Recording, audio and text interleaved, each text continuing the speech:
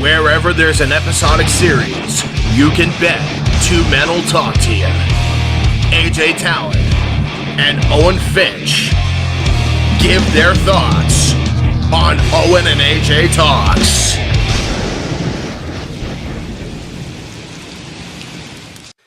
Hey, hello. Welcome to Owen and AJ Talks. A nice, probably short video. We say that, and then this video will go 2 hours. But I'm Owen Finch, and I'm here with AJ Talon, and of course our wonderful guest stars, Moo and Mickey. Notice how they don't give a fuck, and they are just eating their food. Mickey's first appearance, because you can never pick him up to show him off. So, yeah.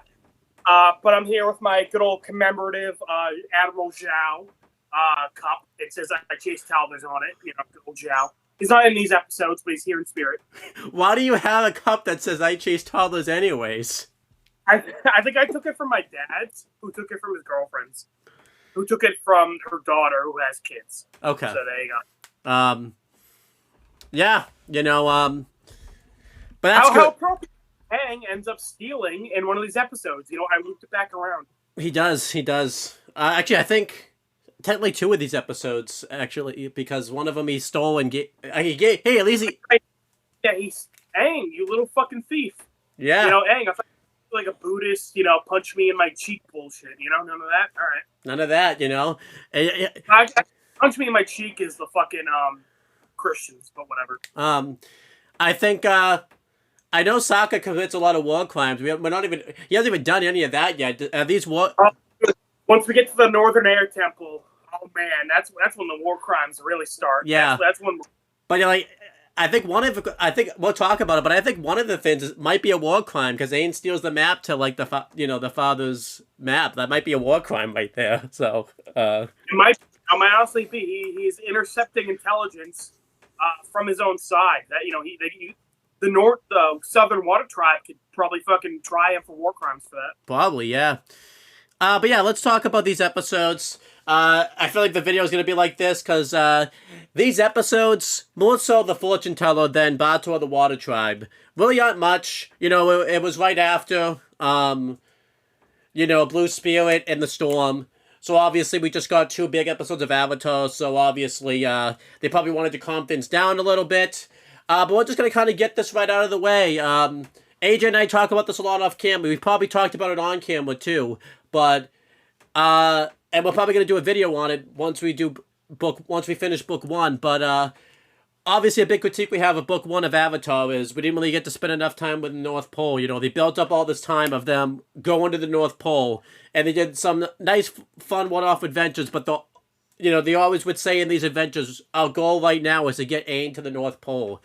And then, as we're going to talk about, they finally get to the North Pole in a few episodes. But unfortunately, it's only 3 episodes you actually get, in the North Pole. And 2 of them are, the big 2-part finale where you don't really get to spend time in the North Pole because, so much shit is happening. Yeah. You really only get 1 episode where they actually get to kind of just, take in the North Pole, Yeah. It's funny because they really correct that in books 2 and 3 where we get a lot of time in Ba Sing Se. And then we get a lot of time, traveling to Fire Nation. Yeah. And it's really weird because, obviously they tried to theme every season. And book 1's supposed to be water. But I don't think we spend enough time in the water, nation. Yeah, I was going to say, literally, fucking 80 to 90% of book 1 water is in the Earth Kingdom. So, and I feel like it kind of works to have these 2 episodes together. Because anytime AJ and I go through the list of Avatar episodes in book 1... these 2 episodes are always big ones. We say we would definitely get rid of them to have more time in the North Pole. Because we really only need a few episodes in the North Pole. And these are the 2 big episodes that we would definitely sacrifice. More so the fortune teller for sure. But I don't really think you need Batu or the Water Tribe. They clearly obviously needed that episode because obviously Katara needed to get her necklace back because that ends up being important. So, like we said, I really like the fight in Batu the Water Tribe, and obviously Katara needs to get her necklace back. But, you can write that into other episodes, you can kind of just squeeze that stuff in to other stuff. Either that, I mean, not much came of it. Don't even do it at all. That's really came of. Yeah, honestly, yeah, like the whole fucking necklace thing, as we're gonna talk about. Considering like that shit was set up like fucking 10 episodes ago, you really figure more would have come of it. Yeah, not much really did. So, So yeah, but yeah, as we're gonna get into it, yeah, these episodes are not bad, but they are kind of in that Great Divide tier where they are like, I don't think Avatar: The Last Airbender really has a bad episode. yeah. But these episodes are just like meh. They're just there. They're fine. If you're rewatching the show, you probably kind of just like either skim through it or you skip it. You know, like they are just kind of like whatever. Yeah, it's the first time I've actually rewatched these episodes in a while. And I'll say I actually forget like what the cold open is like before they actually get into like the main plot, because they usually do like a big kind of a side quest. Bato of the Water Tribe like gets right into it. I was even trying to remember like what the hell did they think they because they always do like some type of joke or something like before they kind of get into the main plot. But no, Bato of the Water Tribe just gets right into it. Fortune Teller though kind of has a little bit of like a little side plot before they kind of get into everything. But yeah, let's kind of go over the wiki stuff first. And AJ, you didn't have to do the notes this time or wiki stuff. I think the last like 4 videos we've done, you've done all that stuff. So Yeah. Pretty much. But you know, you got to catch up though. You know, there was a whole year and maybe 2 years I was doing all that stuff. So you know, you got to pick up the slack. Mainly because we were only doing 1 or 2 videos a year. So, but yeah, let's go through it. You know, this is book. We're gonna do Fortune Teller first. It's book 1, episode 14. Out of 61 episodes of Avatar. So you know that I didn't know it only had 61 episodes, but it does. But AJ, you got to guess the air date, and unfortunately, you have to kind of just try to see if you can guess it because we haven't done Avatar in a while. Because it's been a while since we done the last video. 2004, I think, or you know, actually, you know, it's been 15 episodes. I think the first one aired in like late 2004, so I'm gonna say 2005. I'm gonna guess February 15th, 2005. AJ, man, you know, it's not February 15th, 2005. It's September 23rd, 2005. Really? Wow. Wait, it's September 2005. Oh, you're right. Because I was 4 when this aired, but yeah. No, it was. That's right. Yeah,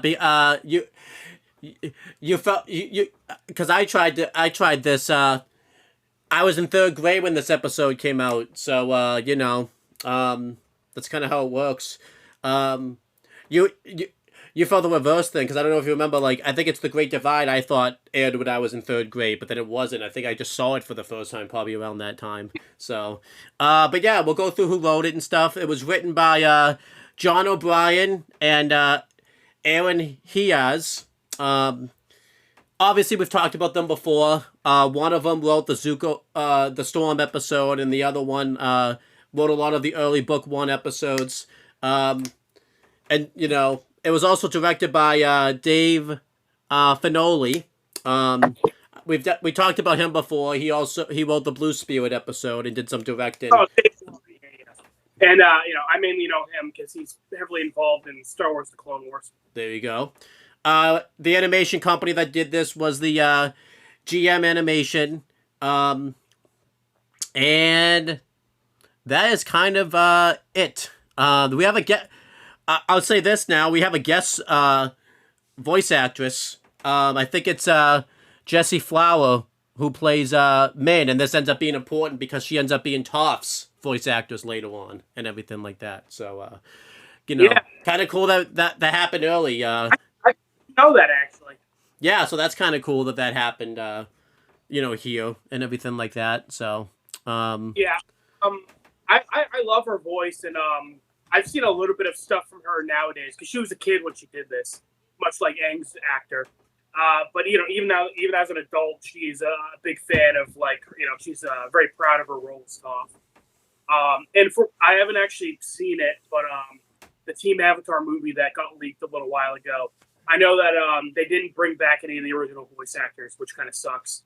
But they actually did get a blind actress to voice Toph in that, from what I heard. Oh, that's cool. So, which is like, I mean, it's cool, but it's also like, it's I mean, it's voice acting. I'm like, you don't really need to have a blind actress for the blind character. Yeah, I don't know. Maybe they want Also, another thing is they hired they wanted to like be accurate, so they hired Asian actors for the characters since all the characters are meant to be Asian.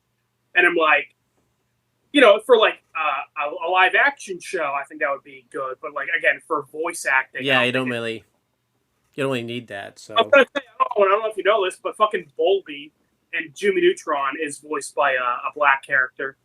A black actor, because he also voiced fucking Green Lantern and Static in the Justice League cartoon. Oh, in Family Guy, like Cleveland was voiced by a white guy until obviously recently. And I mean, it's also very common for women to voice like young men. Goku, Jimmy Neutron, Timmy Turner, Ben. Fucking Aang, Danny, are in the rare camp where they're actually voiced by men. And SpongeBob, I know that's a sponge, but SpongeBob's an adult, so that's kind of like.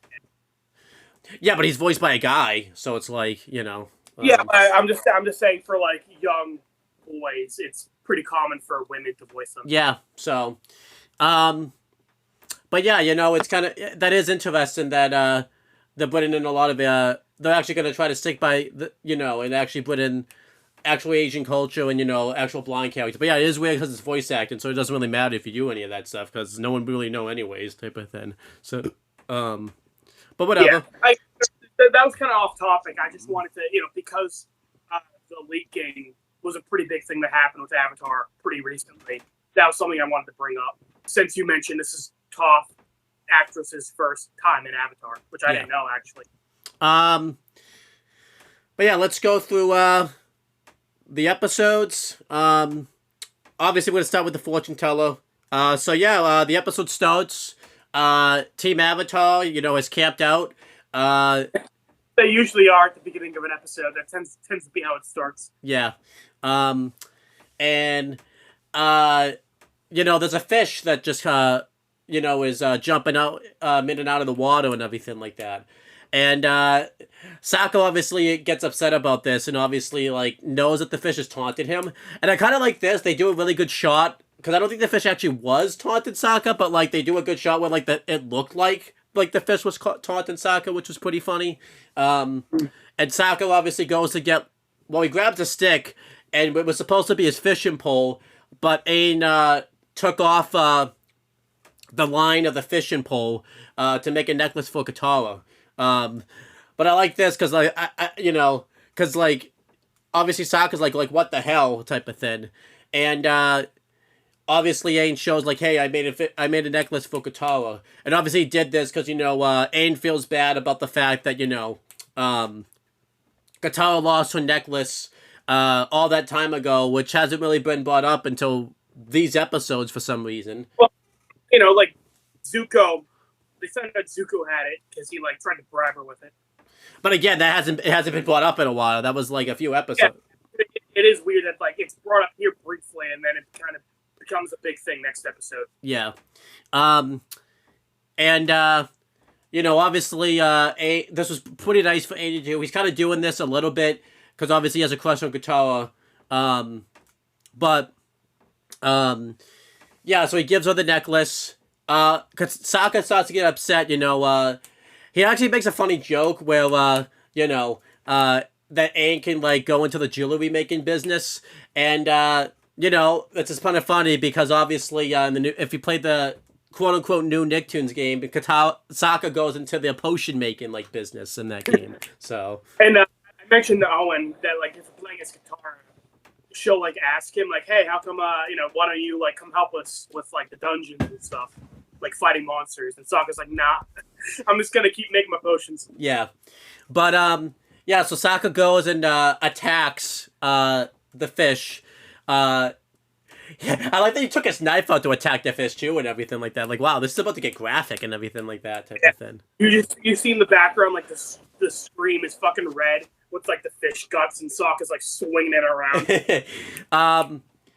And doing all this off camera, Katara's put the necklace on and everything like that, and Katara, asks Aang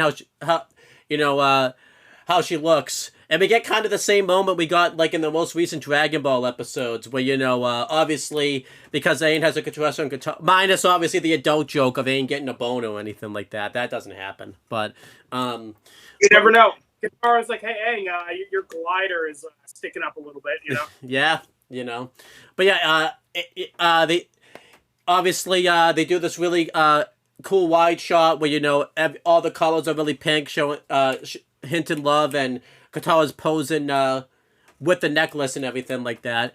And Aang obviously is like trying to say that she looks good, but obviously he's kind of trying to come off like he doesn't have a crush on her or anything like that. I like this where Sokka kind of calls that out a little bit, which is really weird because like later he goes to get advice from like Sokka, and obviously he completely misses. He gets the girl completely wrong and everything like that. But whatever. Yeah, well, I was gonna say I don't think Sokka actually knows that he has a crush, but he's just kind of like poking fun at him. Like I don't think he actually thinks Aang has a crush on her. I was gonna say actually I don't think it's ever addressed because I'm like it's kind of obvious from like an outside POV that Aang has a crush on her. Yeah, but like it's never really brought up by anybody else. Yeah. And then Katara like is just saying like, look, Sokka, Aang's just trying to be a good friend and everything like that.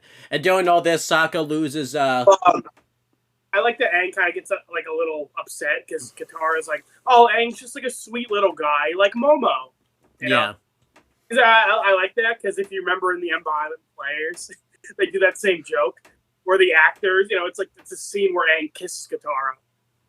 But like the actors are like, Katara's like, Aang, I've always loved you, like a bro. And Aang's like, I wouldn't want it any other way. That's funny, yeah. Well, that is kind of a thing Aang is insecure about, is that like, Katara just sees him as like a little buddy, just like see him like that. Yeah.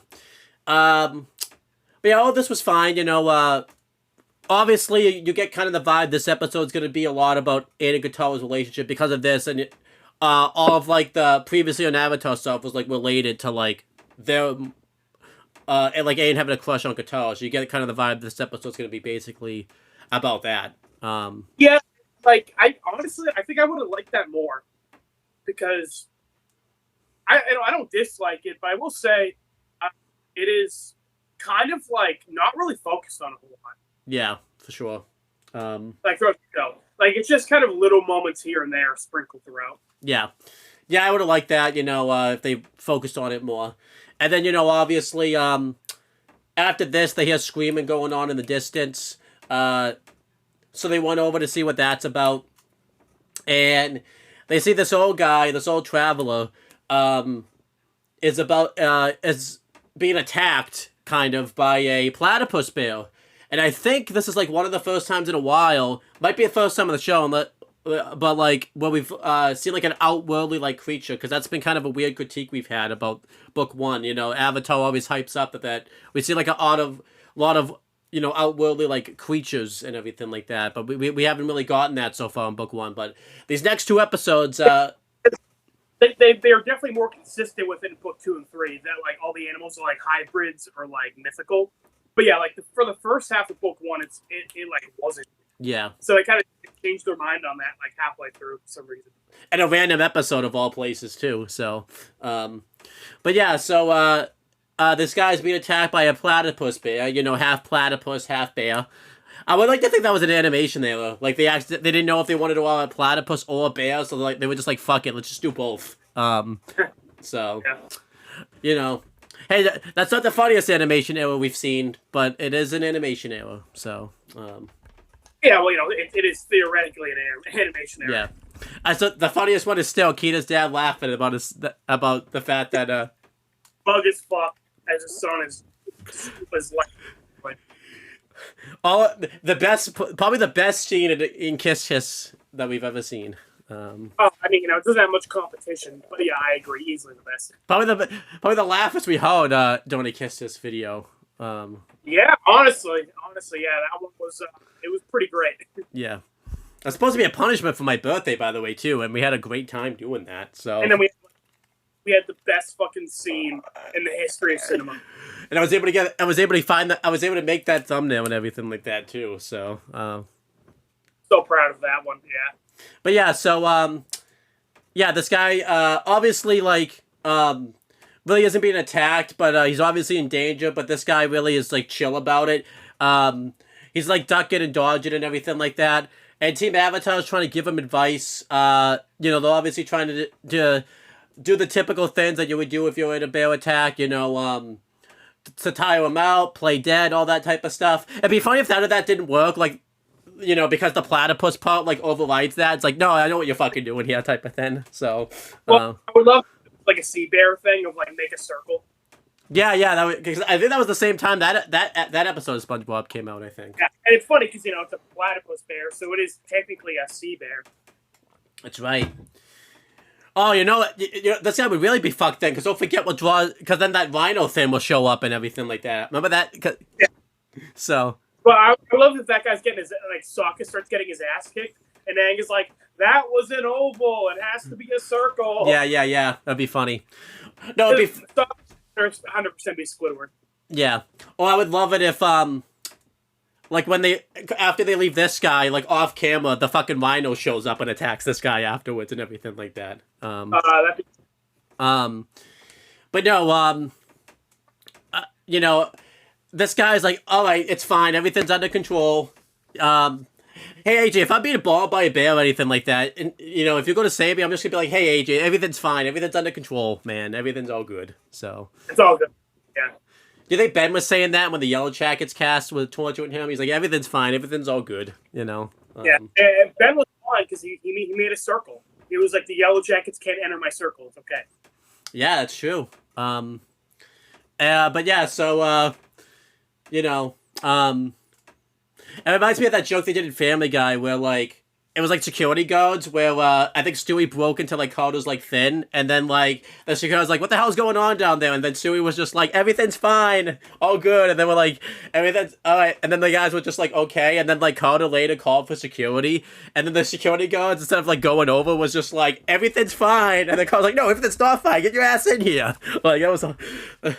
That's funny. I think you've referenced that before, but I don't remember the episode. Yeah, but then, but anyhow, so yeah, they go over, and, Team Avatar's about to make the save, and, Appa's actually the one that makes the save. He shows up, and, he, like, growls and roars right behind the platypus bear, and the platypus bear literally shits an egg, because it's so scared of Appa, and the platypus bear, backs off. Kind of cool, Appa kind of gets into the action these next couple episodes. I know I say, action, but like, whatever. Well, yeah, this wasn't really action, but next episode for sure. But I like that, it's showing Appa's useful, because, that's going to be a big thing in book 2. Is that, like, once Appa isn't in the picture for a while, it's, like, a big deal. Yeah. So then, obviously, these Team Avatar's, like, wondering, like, why this guy was just gonna let this bear, like, attack him and everything like that. And this guy's just like, look, like, everything's fine. Like, there's a fortune teller in my village, and he said, like, this hike would, go along, like, safely and everything like that. Like, I would be fine and everything like that.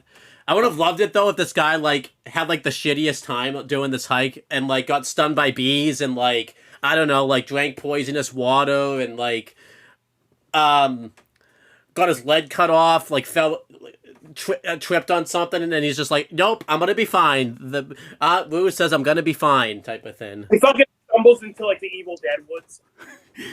Oh my gosh, yeah. And then he's just like, and he handles it just like he handled this bear attack, where he's just ducking and dodging like this type of thing. I would love that. But he said that, the fortune teller said that, if I see, any travelers to give them this, which ends up being an umbrella, and the guy just kind of fucks off, and then off camera he gets attacked by the sea rhinoceros or whatever it is. Yeah. Yeah. And obviously, Sokka, obviously doesn't believe in this. I will say this, I can kind of, because this ends up being a big thing this episode, obviously because it's like pre cell phones and pre everything pretty much. It's, olden times. I can kind of buy the fact that everyone would kind of buy into like a fortune teller because there's really not much really they can. Like the mysticism and well, also keep in mind in Avatar, they literally do have like spirits and like magic bending shit, Mm-hmm. Yeah. And like destiny is like a real thing in Avatar, What is? Destiny. Yeah, true.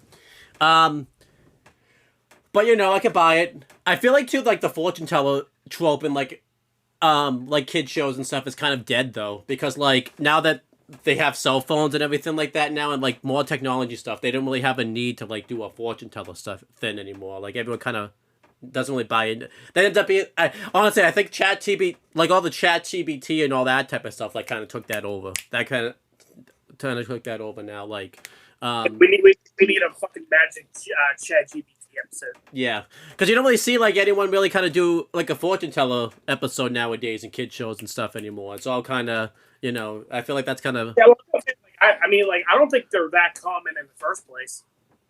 I can't think of any other episode. I can't think of any other show that like does that. Jimmy Neutron did it. I'm pretty sure. I mean, that's so Raven. That's not really fortune teller, but that's like she gets like visions and everything like that.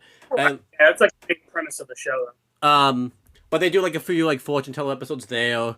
Family Guy did a fortune teller like episode where like Peter pretended to have, or like thought he had fortune teller like type things. So maybe I have seen it a lot. It just but what it's definitely not done now with like cell phones and everything nowadays and everything like that. So I guess like you said, it's like hard to do an episode like it because not many people like buy into that anymore. Yeah. So I guess off screen they decided to go to this village because they were like talking about it before then, but they didn't really like decide they were going.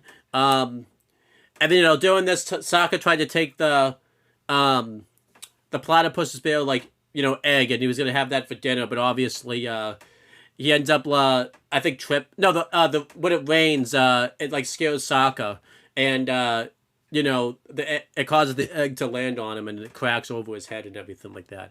I didn't die from it or anything like that or get seriously injured, just an egg cracked over his head. So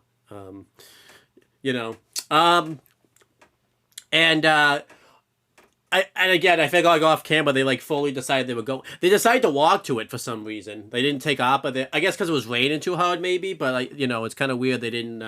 They were like. Yeah, I mean, it seemed like it was pretty close, so they were just like, yeah, whatever. It's not really worth getting on Appa for. I guess not. They're supposed to be fucking going to the North Pole. What the fuck we doing here? I guess they're basically like, fuck it. It's why not? We kill an afternoon.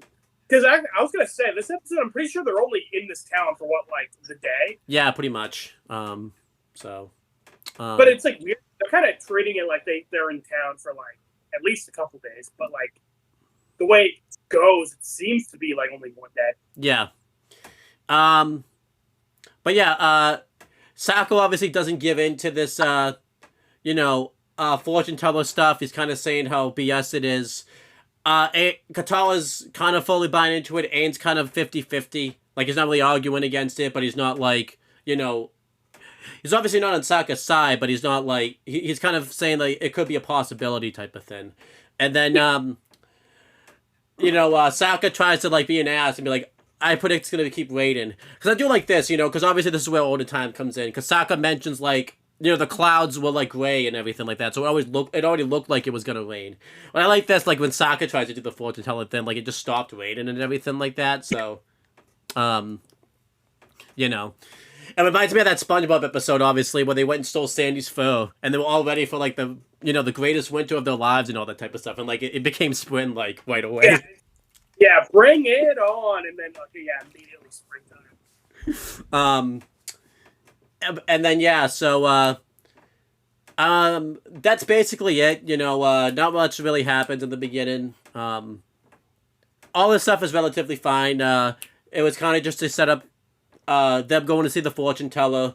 Saka doesn't believe in it, and they were kind of setting up like Aang and Katara's romance a little bit with the necklace stuff. So all this was like relatively okay. Nothing really to write home about. What'd you think of this?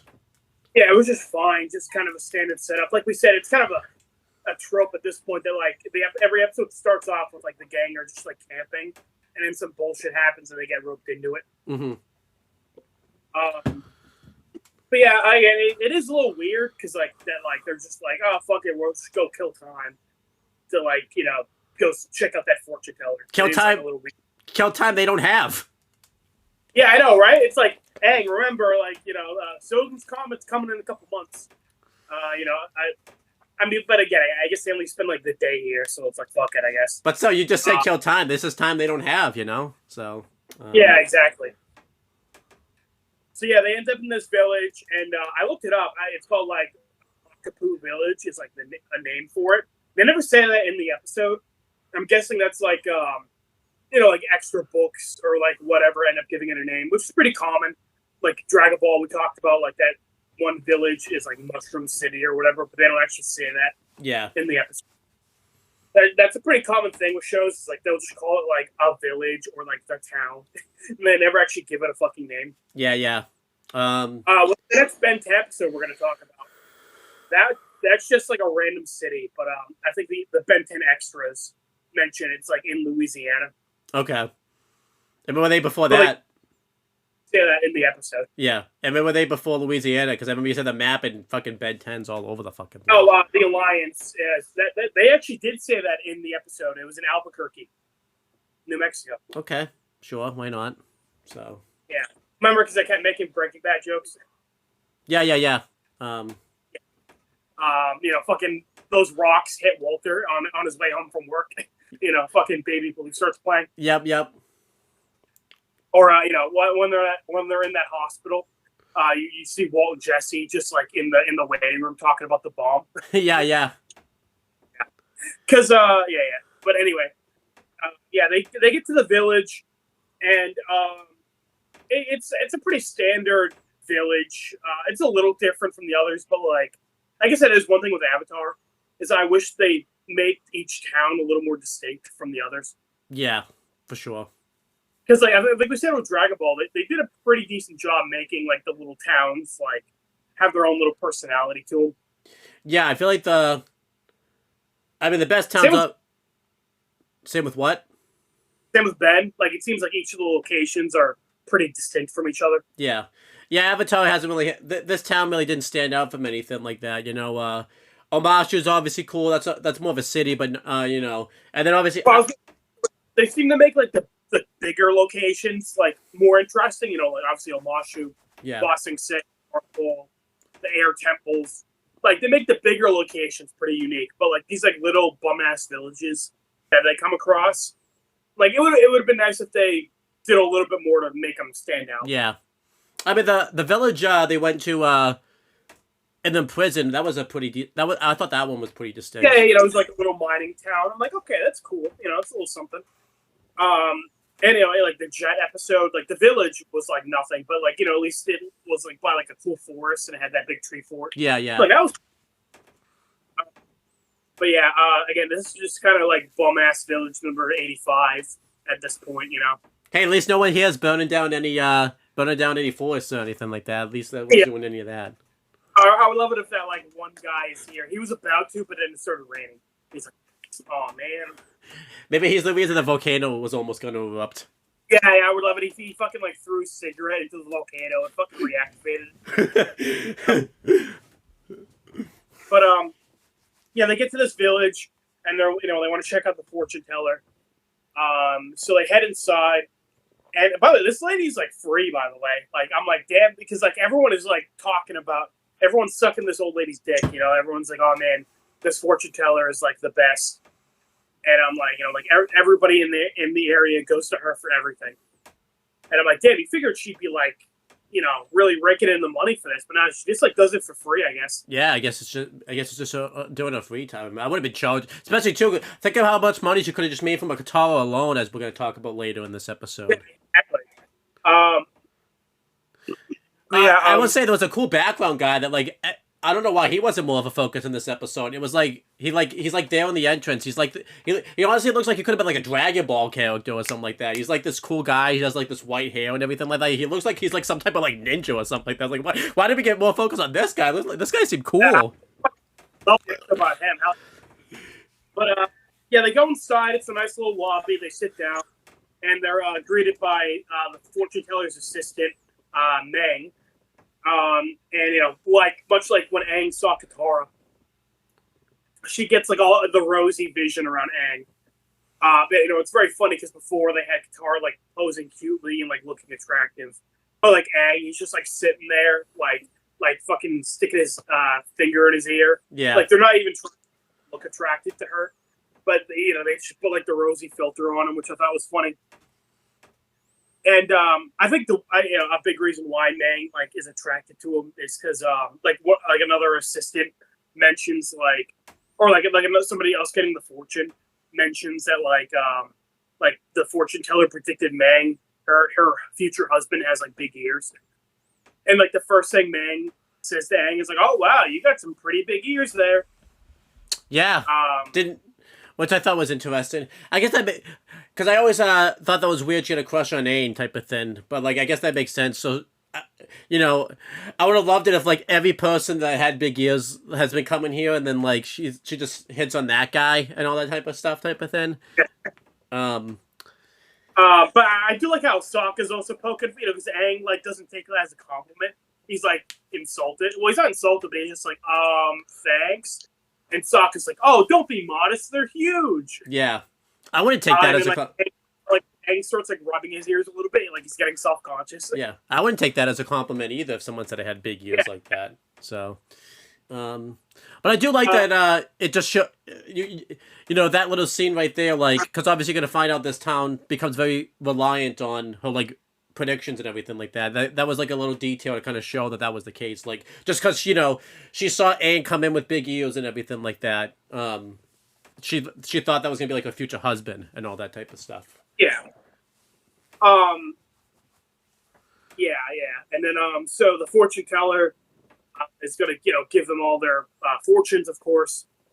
I forget what order it was for Sokka, but for Sokka, it just kind of she just looks at him and goes like. You'll be very miserable, and a lot of it'll be self-inflicted. Yeah. And so is like, he didn't even like do any palm readings or anything. It's just like, yeah, I don't need to. That was funny. Yeah. It was also funny because like Sokka didn't even like Sokka's been like insulting like the fortune telling like this whole episode, but like he didn't even do it to her directly. Right. So, like, she doesn't even know Sokka's, like, thinks this is all bullshit. But she just immediately, like, nah, get out. Yeah, I like that. And, poor Sokka, this episode, he gets shit on. But, honestly, this episode, a lot of this, like, that does kind of sort of somewhat kind of define Sokka's character, like, throughout the show, I guess, is, like, he does have a lot of pain, and it is self-inflicted. And everything like that. Yeah. Well, okay. So, like, because Sokka's like my favorite character in the show. So when they make him comic relief, it is real hit or miss sometimes. I feel like when they make him like incompetent in a fight, it's kind of annoying. Yeah. Because like a good fighter and he can like legitimately contribute. So whenever they make Sokka like suck at fighting, it's annoying. I agree. But, like, this is, like, pretty in character. They've already established Sokka doesn't really buy into, like, magic shit. And he's very, like, and he's kind of, like, an inventor and, like, he believes in logic in his own right. So I'm like, this is very in character for him to, like, not buy into all this fortune-telling stuff and, like, believe more and, like, everything has an explanation. Yeah. This isn't the only episode to do this either. Like, the swamp is going to be big on that. Or, like, Aang and Katara think the swamp is, like, mystical. And he's like, nah, it's bullshit. So, like, this is very in character for him. And it makes sense that everybody else would kind of be poking fun at Sokka for it because, like, they are super buying into it. Oh, for sure, yeah. And the funny thing is, like, we're kind of on Sokka's side a little bit because, like, like, he's making, like, good points, as we're going to talk about in a little bit. But like I guess I'll just say it now. Where one guy is like, "Can your science explain why it rains?" And Sokka's like, "Yes, it can." Yeah. And like the one guy where Sokka's like, "Hey, those red shoes you're wearing, I bet the fortune teller told you to wear those." And he's like, "Yeah, she said if I wear these shoes, or he said like I'll be wearing these shoes when I meet my future wife, so I've been wearing it every day." And Sokka's like, "Well, then of course it's gonna happen." Yeah. Well, that's kind of a big thing in like. Well, yes, of course you'll be wearing it when you meet your future wife. Yeah. Well, that's kind of a big thing in fortune telling. It's a lot of it's just, it's vague enough where like they'll make the vision they'll make it happen and all that type of stuff for some people. Yeah, it's like a fortune cookie. Yeah. So. Where it's like it's super broad. Yeah. Yeah. So like I think this is a fine episode to make Sokka like the comedic relief. Like this is like I'm cool with it. Yeah. But yeah, she sees Katara, and Aang is like, "So, what do you think they're gonna like talk about in there?" And Sokka's like, "Who cares? Probably girl stuff, like like what makeup she should wear, like who she's gonna marry, how many kids she's gonna have." And when Sokka brings that up, Aang is like, of course, getting like all nervous, and he's like, "Oh yeah, hey, I'm gonna like go hit the bathroom," because obviously he wants to eavesdrop because he has a crush on Katara. He wants to know if the fortune telling is gonna be like in his favor for that. Mm-hmm. So he goes to like peek in at the room. He's like eavesdropping, and he's the fortune teller. Basically, say that like you're gonna marry a very powerful bender. And Aang, of course, gets very excited. He gets a big grin. He kind of like does a little twirl in the air. So he's super excited, because of course, he's the Avatar. So he's like, "Oh, great! I'm a powerful bender. Yeah. Like my odds then." Although I will say that is again very broad. Oh, for sure, yeah, because there's a bunch of powerful benders out there and everything like that. So. Yeah, I was gonna say like saying like, "Oh, you're gonna marry like a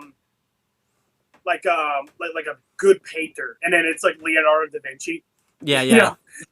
It's like powerful might be understating it, and you are like a literal god in like human form. Yeah. So. So yeah. Do you think all these other avatars were listening to that, being like yeah? They were all twirling. Yeah. Do you think they were all twirling around in there and everything like that type of thing? So. Yeah, I was gonna say, the avatars are very consistent on liking girls.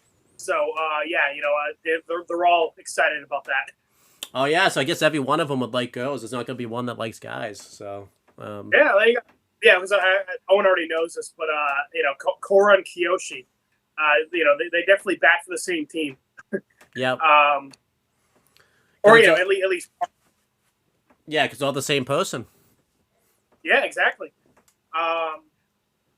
Yeah, I guess you don't qualify because you're not just a powerful bender. You're fucking like several hundred powerful benders. Yeah, so I don't know. So yeah, Aang kind of. I do like this joke. This threw this one over my head as a kid, because Aang like struts out, and Sokka's like, "Wow, somebody had a good bathroom break." And Aang starts to be like, "Oh yeah, well I was in there," and Sokka's like, "I don't know." Yep.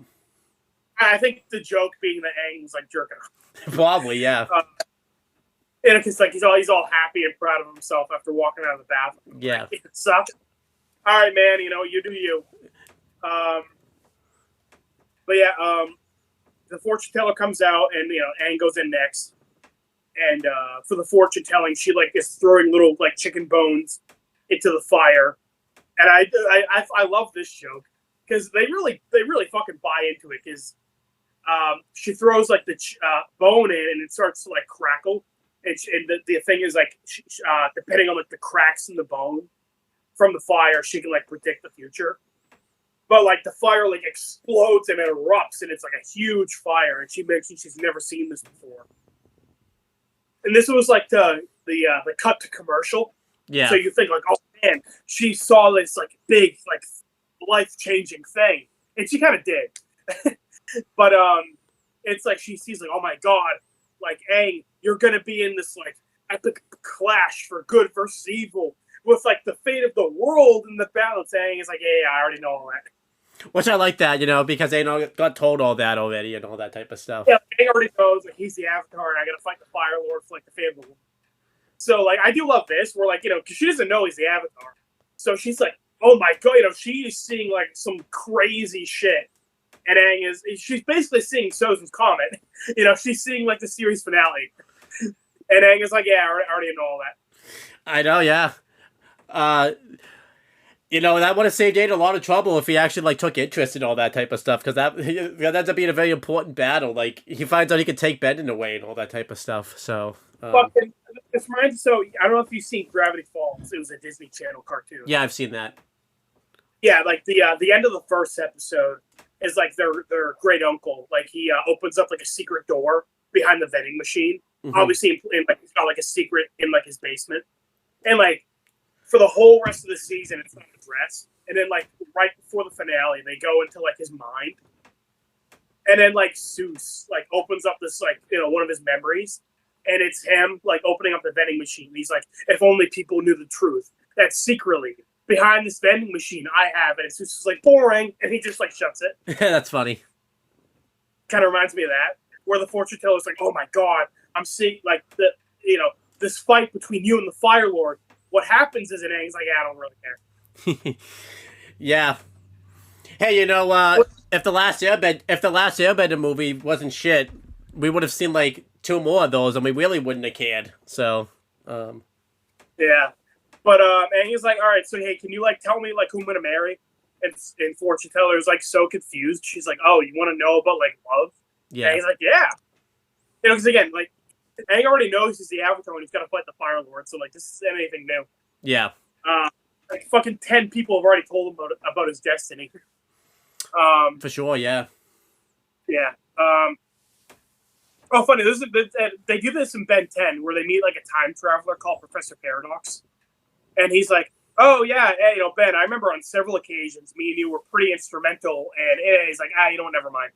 Like Ben gets a big like shock look on his face, and he's like, you know what, never mind, I don't want to spoil it. Yeah. I'm surprised Daddy didn't do that joke, but Yeah, and yeah, you figure they would have with like what's his name? Clockwork, yeah. Or they're like casually. Oh, they do that. Oh, they do another joke in Ben. Where Ben is like, "Hey, can you give me some advice?" And Paradox is like, "Well, I could tell you not to lean against the coronal whatever barrier, but I know you won't pay attention." And Ben is like, what?" And then a couple episodes later, Ben ends up doing that. Oh, that's funny, yeah. So Paradox like legitimately told him the future, but Ben like didn't understand it. Yeah. And what's the derivative place when we meet Future Hawk, but we hear about Mason before, Yeah, you're right. They do that. I like that. Yeah. Oh yeah, Paradox does it again, and where he's like, "Oh, by the way, Ben, beware old George. Beware the creature from beyond." Okay, bye. Like that's basically what happens. So it sounds like, and that ends up being like the big fucking season plot. So, so it sounds like this Paradox guy just likes to fuck with Ben and all that type of stuff. So that's his whole thing. He just drops spoilers and then fucks off. It's funny. The fortune teller is like sees Aang's pretty upset when she mentions that she doesn't see anything in his love life. So she's like, "Oh no, wait, I must have missed something." Yep, you're gonna have. She says like again a very broad thing of like just believe in yourself and like true love will find you or something. Mm-hmm. And Aang leaves.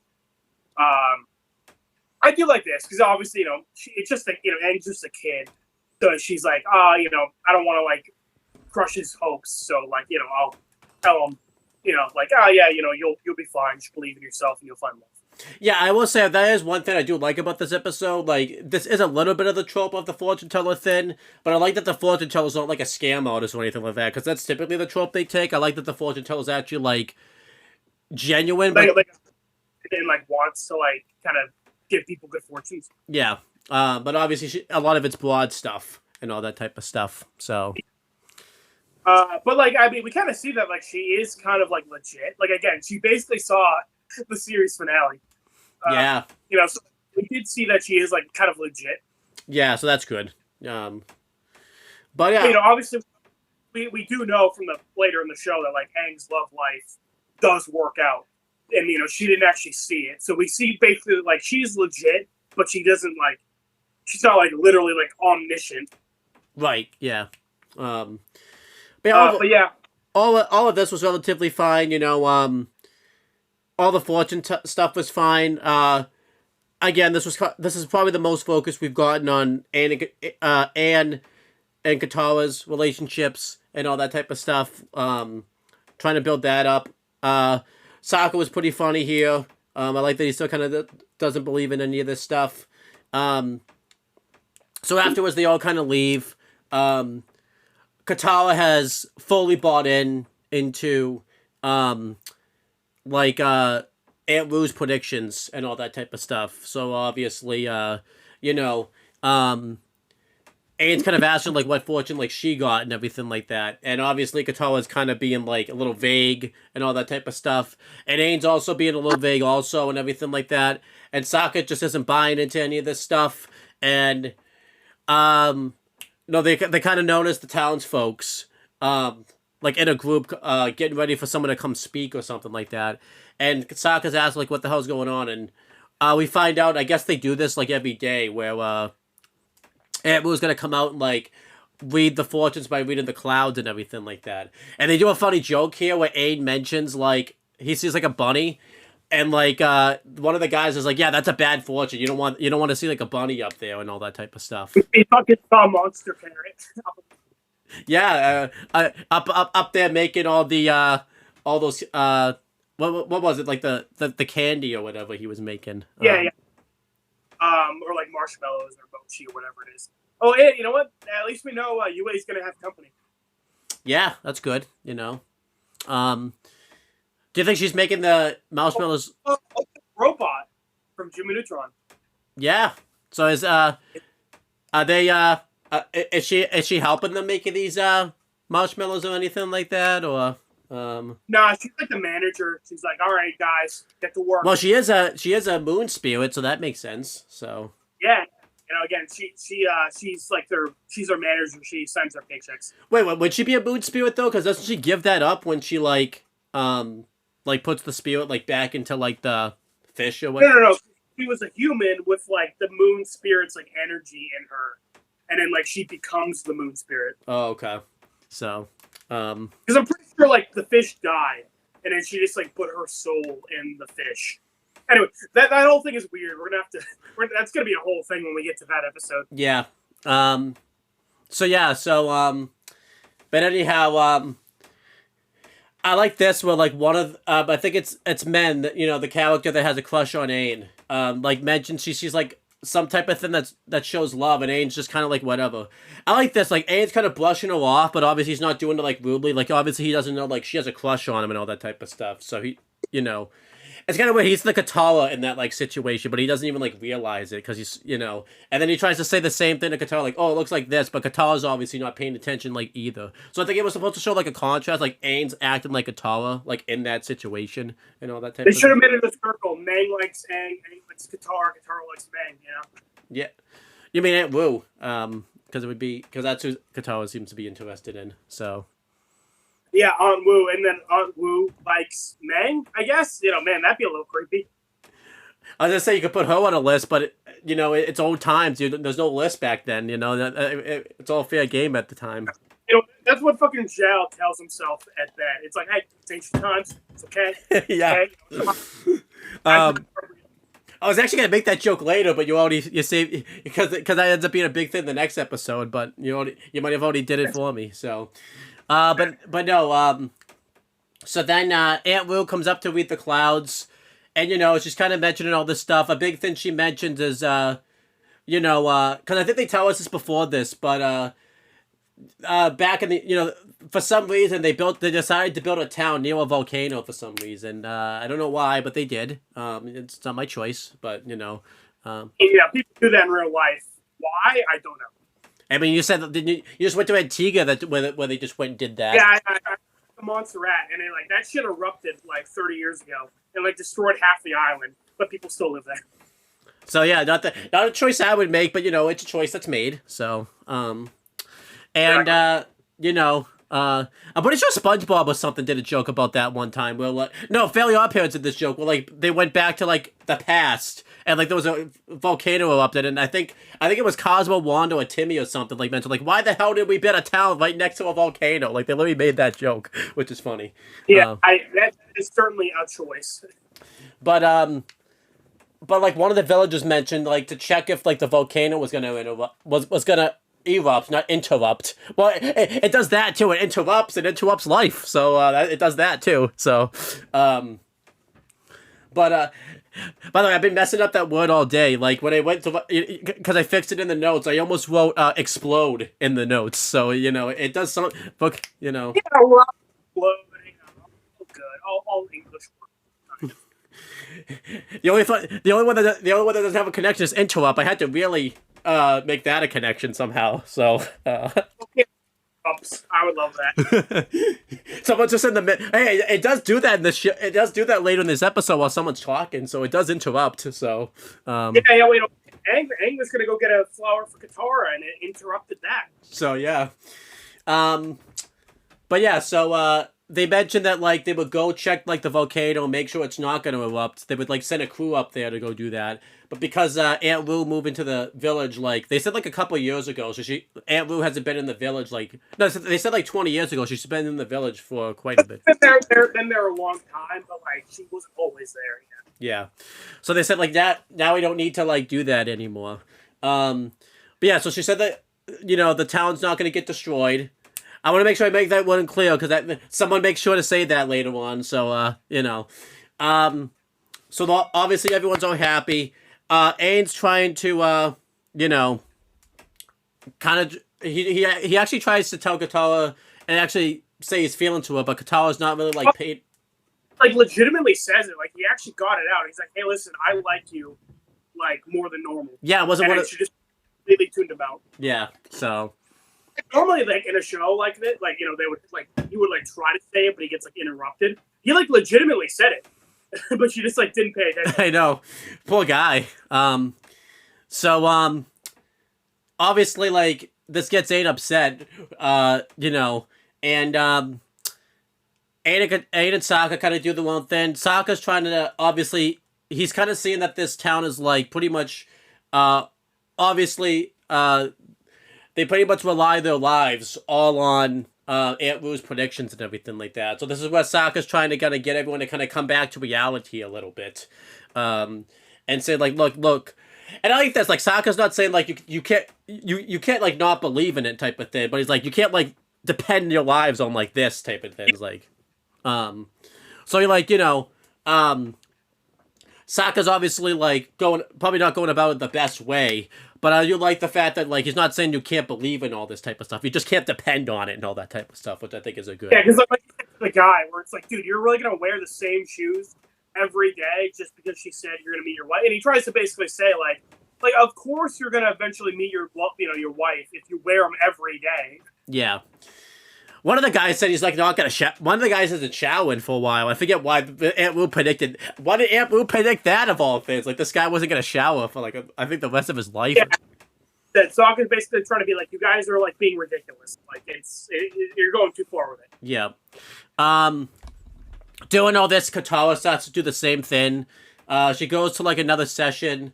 And like off camera, you know, Katara like found out some more things. And like I like this where even Aunt Wu is kind of starting to see like people are a little over the line because she's starting to get annoyed about Katara, like going over there and like just asking Katara about every little thing.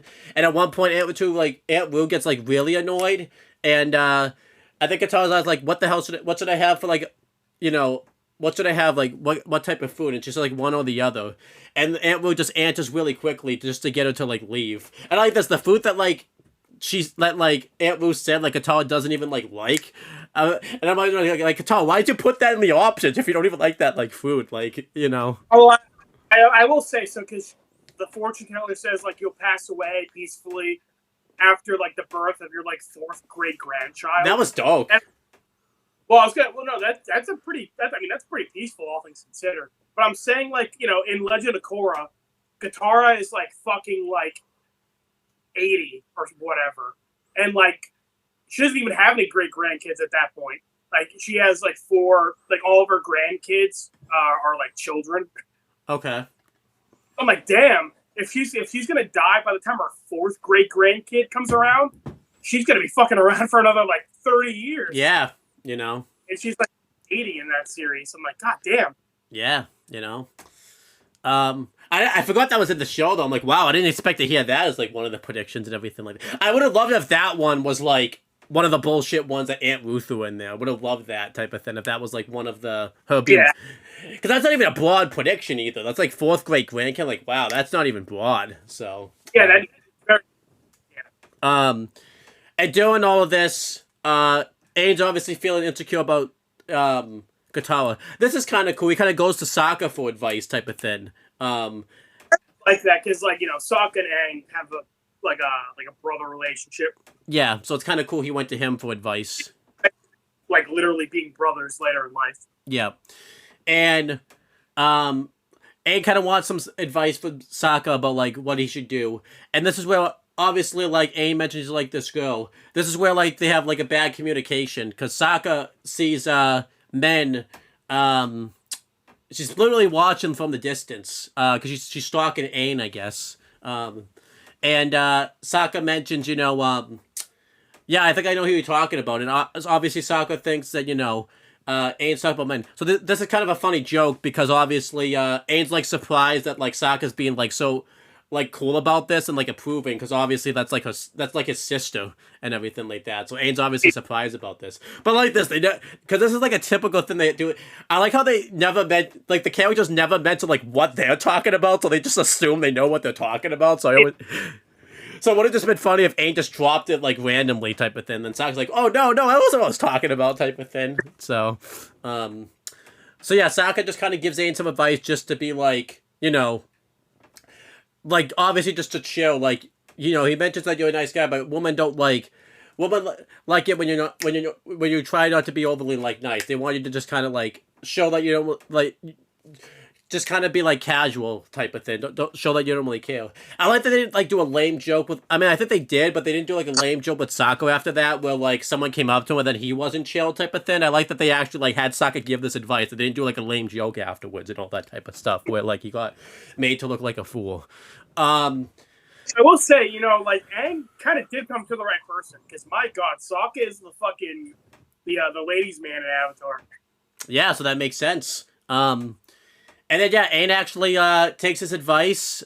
What's weird, he then Maine comes over. He actually was being like genuine to like Maine, but obviously Sokka took that as if he was like taking his advice, which I thought was funny. Yeah, he comes up and he just like brushes her off, and he's like, yeah, cool. But obviously it's because Aang doesn't like really care about Mang or like he doesn't really notice her. But yeah, Sokka thinks he's like taking the advice. Yeah. I love Sokka's response. He's like genuinely like, oh man, that kid's good. Yeah. Well, he's had a lot of years of practice, to do this. So, yeah. 100 years. Yeah, 100 years. Well, actually over that, because I was talking about that past Avatar stuff and all that type of stuff, Oh, yeah. Yeah. Fucking like 10,000 years. Imagine the Avatar state kicked in at like right when Meng came over or something like that. The Avatar state like kicked in or whatever. Like fucking character. Just wipes out the whole town. But yeah, so I'm pretty sure I missed it, but like there was a couple moments where Sokka got like messed up, like he threw a pebble at someone and then like a bird came over and messed him up. Obviously the joke there was Sokka got told that like fortune. And obviously we were seeing that fortune like play out and all that type of stuff. Yeah. Like you said, he throws a rock and like a bird attacks. There's another funny one where he like kicks a stone and it like bounces off a sign and like smacks him in the head. Yeah. And then Katara comes out of the fortune teller. This was after one of the sessions, and Aang obviously is trying to take Sokka's advice, but Katara's kind of brushes him off, and then later on, this is when like Sokka was doing all the after we got a couple of scenes with Sokka like going around people asking about their fortunes and stuff. Katara's buying the fruit that she doesn't want to have, and Aang's like, yeah, I don't really care what I eat and all that type of stuff. But Katara's still kind of brushing him off. So Aang's kind of obviously like wondering like what the hell he should do and everything like that. So then he sees that a guy gave a woman like this flower and everything like that. I like this. Like obviously he's really happy to get it. So this kind of sparks the idea, for Aang to like go give Katara like a flower and everything like that. So the couple's like hugging and Aang like intrudes in the middle of like the hug. You're like, hey, where'd you get that flower and everything like that type of thing. All of this was relatively like whatever. This was kind of the least memorable part of both episodes. As you could tell, like I have probably talked about that like all sloppily because it all happens all at once and it's not really anything like meaningful or anything like that. Yeah. Again, the funniest bit is like Sokka, and then like the miscommunication with Aang, and with Katara, because like I think some people might complain about her, like because she keeps brushing Aang off, but like it's very clearly shown to be like unintentional. Like she doesn't realize how Aang feels about her, Mm-hmm. and as we said, like Katara doesn't even like consider Aang like an option like that. So when Aang is like trying to get her attention, she's like not purposefully ignoring him. She's just kind of doing her own thing. And she's like, oh yeah, that's nice Aang. Yeah. One thing I wonder is like obviously her not paying attention to Aang when she just like confessed his love to him. Like, wow, you really weren't paying attention there. Like, what the hell are you doing? Yeah. There? I did like I think the highlight honestly of all this like scenes I talked about was obviously like that, even though it's really not much, but Aang going to Sokka for advice and getting to see like the brotherly bond there was pretty cool. Yeah, probably my favorite scene out of this. And again, I do like the joke where Sokka like misinterprets Aang brushing off Aang, and he's like legitimately impressed. He's like, oh, that kid's good. Yeah. So. Yeah, no, I love Aang and Sokka scenes because it's like they both get dumber around each other. Yeah, I like that. Which is always fun. Like they really bring out like the kids in them because they are both kids, and you kind of forget about that sometimes. I don't think Zhao doesn't forget though. Oh no, Zhao is always on that ass. He's like, better come over before they turn 18. I don't know what you. I was about to say like, what the hell? You said on that ass. I'm like, what the hell? Where's this joke going? So. Zhao means that literally. Yeah. Fucking 40-year-old man boxing children. Loser. The man. But Aang's not even a kid, and Zhao. So how does Zhao? That was like close enough. I guess so. Hey, Zhao's got some pretty big ears. Man, you better watch out. Yeah, that's true. He's a Oh, you know what? Katara better watch out. He's a powerful bender. You're right. He is. But no self-control, as we're going to talk about in a couple episodes. Yeah, no self-control. The next video, actually. Yeah, you're right. But yeah, Aang, like you said, Aang, after hearing about that flower, he starts climbing up the mountain. And I like how Sokka's like joining him, but like doesn't even know why. Yeah. Because as they're getting close to the top, and I do like this where Aang is kind of like air hopping up a little bit. Where like he's getting up pretty easy because he's an airbender, and Sokka's like struggling to climb up. Yeah. And Sokka's oh Aang, like you believe in that stupid crap too. And Aang is like, come on, you gotta admit, like the fortune teller is like pretty on Wu has been pretty accurate about everything so far. Mm-hmm. And Aang eats those words pretty quickly because he picks up a flower.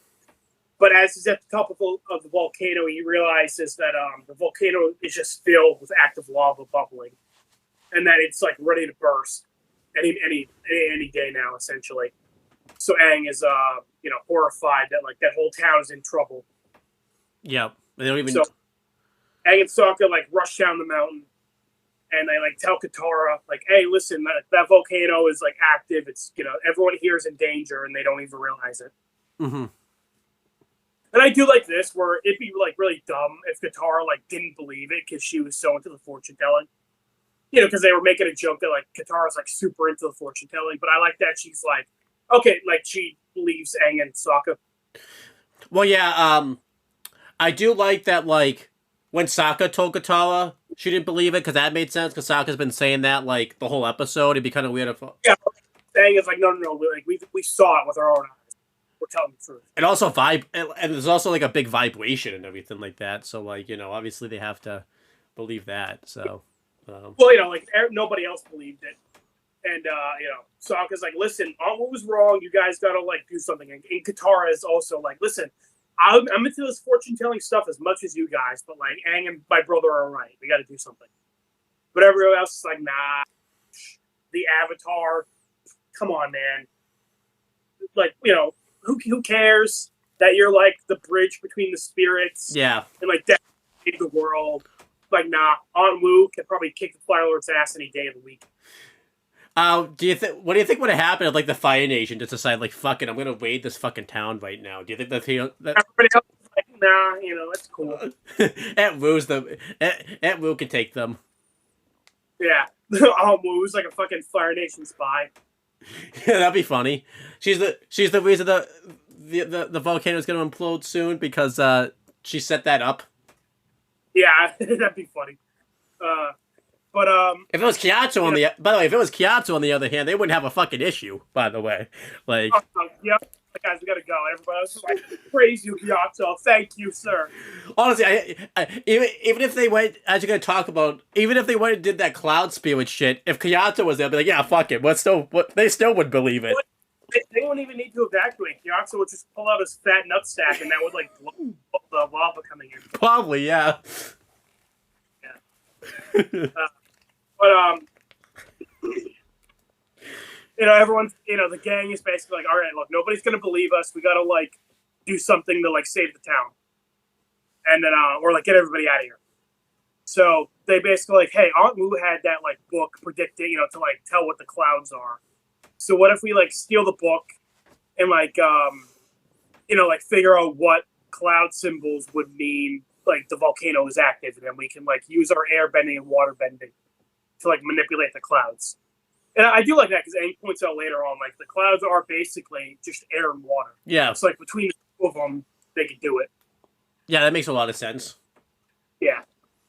And I always thought that was interesting that like there's kind of a middle ground between elements because like mud later on is like Katara and Toph can like bend mud because it's like a mix of like dirt and water. Yeah, that's a good one. I always like that. And in Legend of Korra, one of the characters can lava bend. And it's not really said, like specifically, but that character has like an Earth Kingdom dad and a Fire Nation mom. Okay. So it's kind of odd because he's like a mixed heritage. He's like, he's an Earthbender. He can't bend fire, but like it's kind of implied because he's mixed, he can kind of bend the middle ground. That's cool. Or like yeah. Yeah, so that's kind of cool. They set that up, that they kind of merge the elements and everything like that together, which is pretty cool. So, yeah. There's not really a middle ground between fire and air, or like fire and water, but that's. What if maybe if water's on fire, they could bend both of that type of thing. So maybe. That would have to be some fucking powerful fire to fucking light the water on fire. Well, isn't that pollution and everything like that? Water catches on fire sometimes and everything like that. So that counts kind of. Maybe oil, because oil is what causes sometimes that to happen, type of thing, where water will catch on fire like that, type of thing. So yeah, maybe that.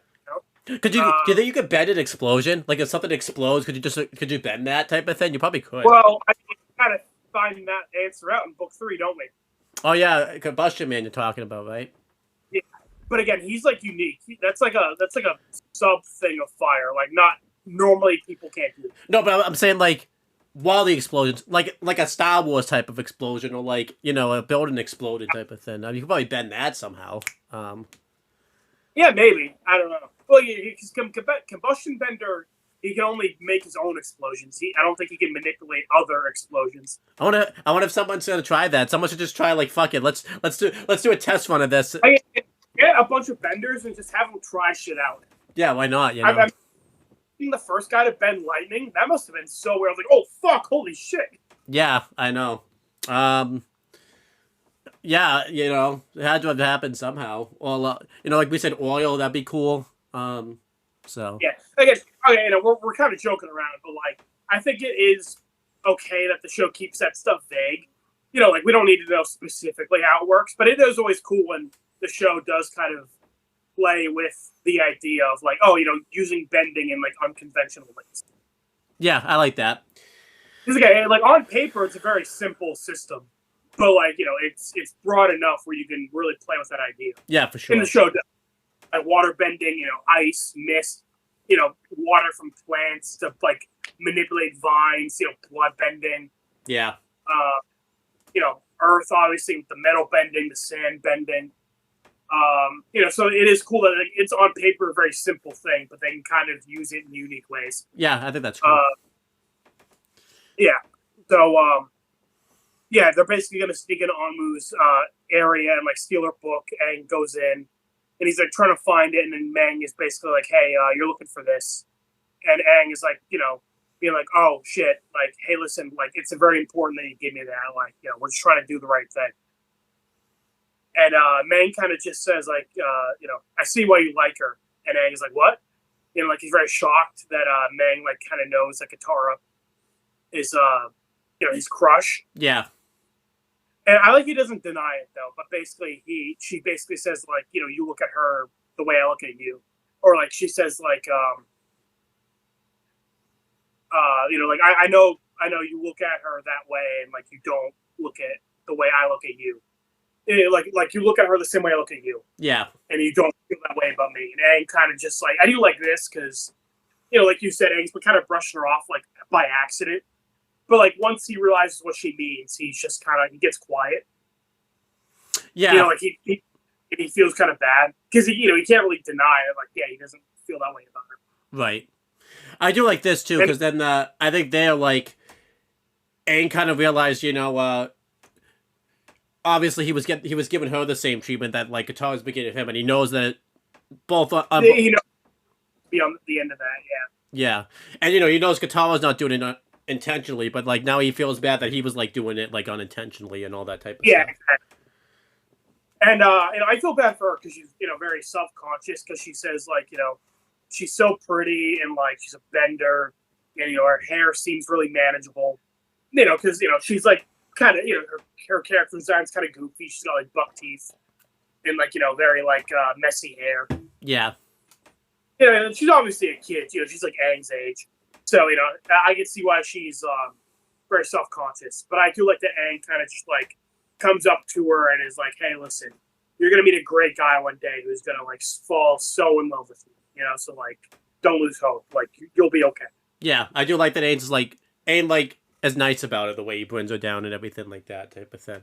So yeah, like he's like, "Hey, listen, because obviously, like I said, she's very like down on herself."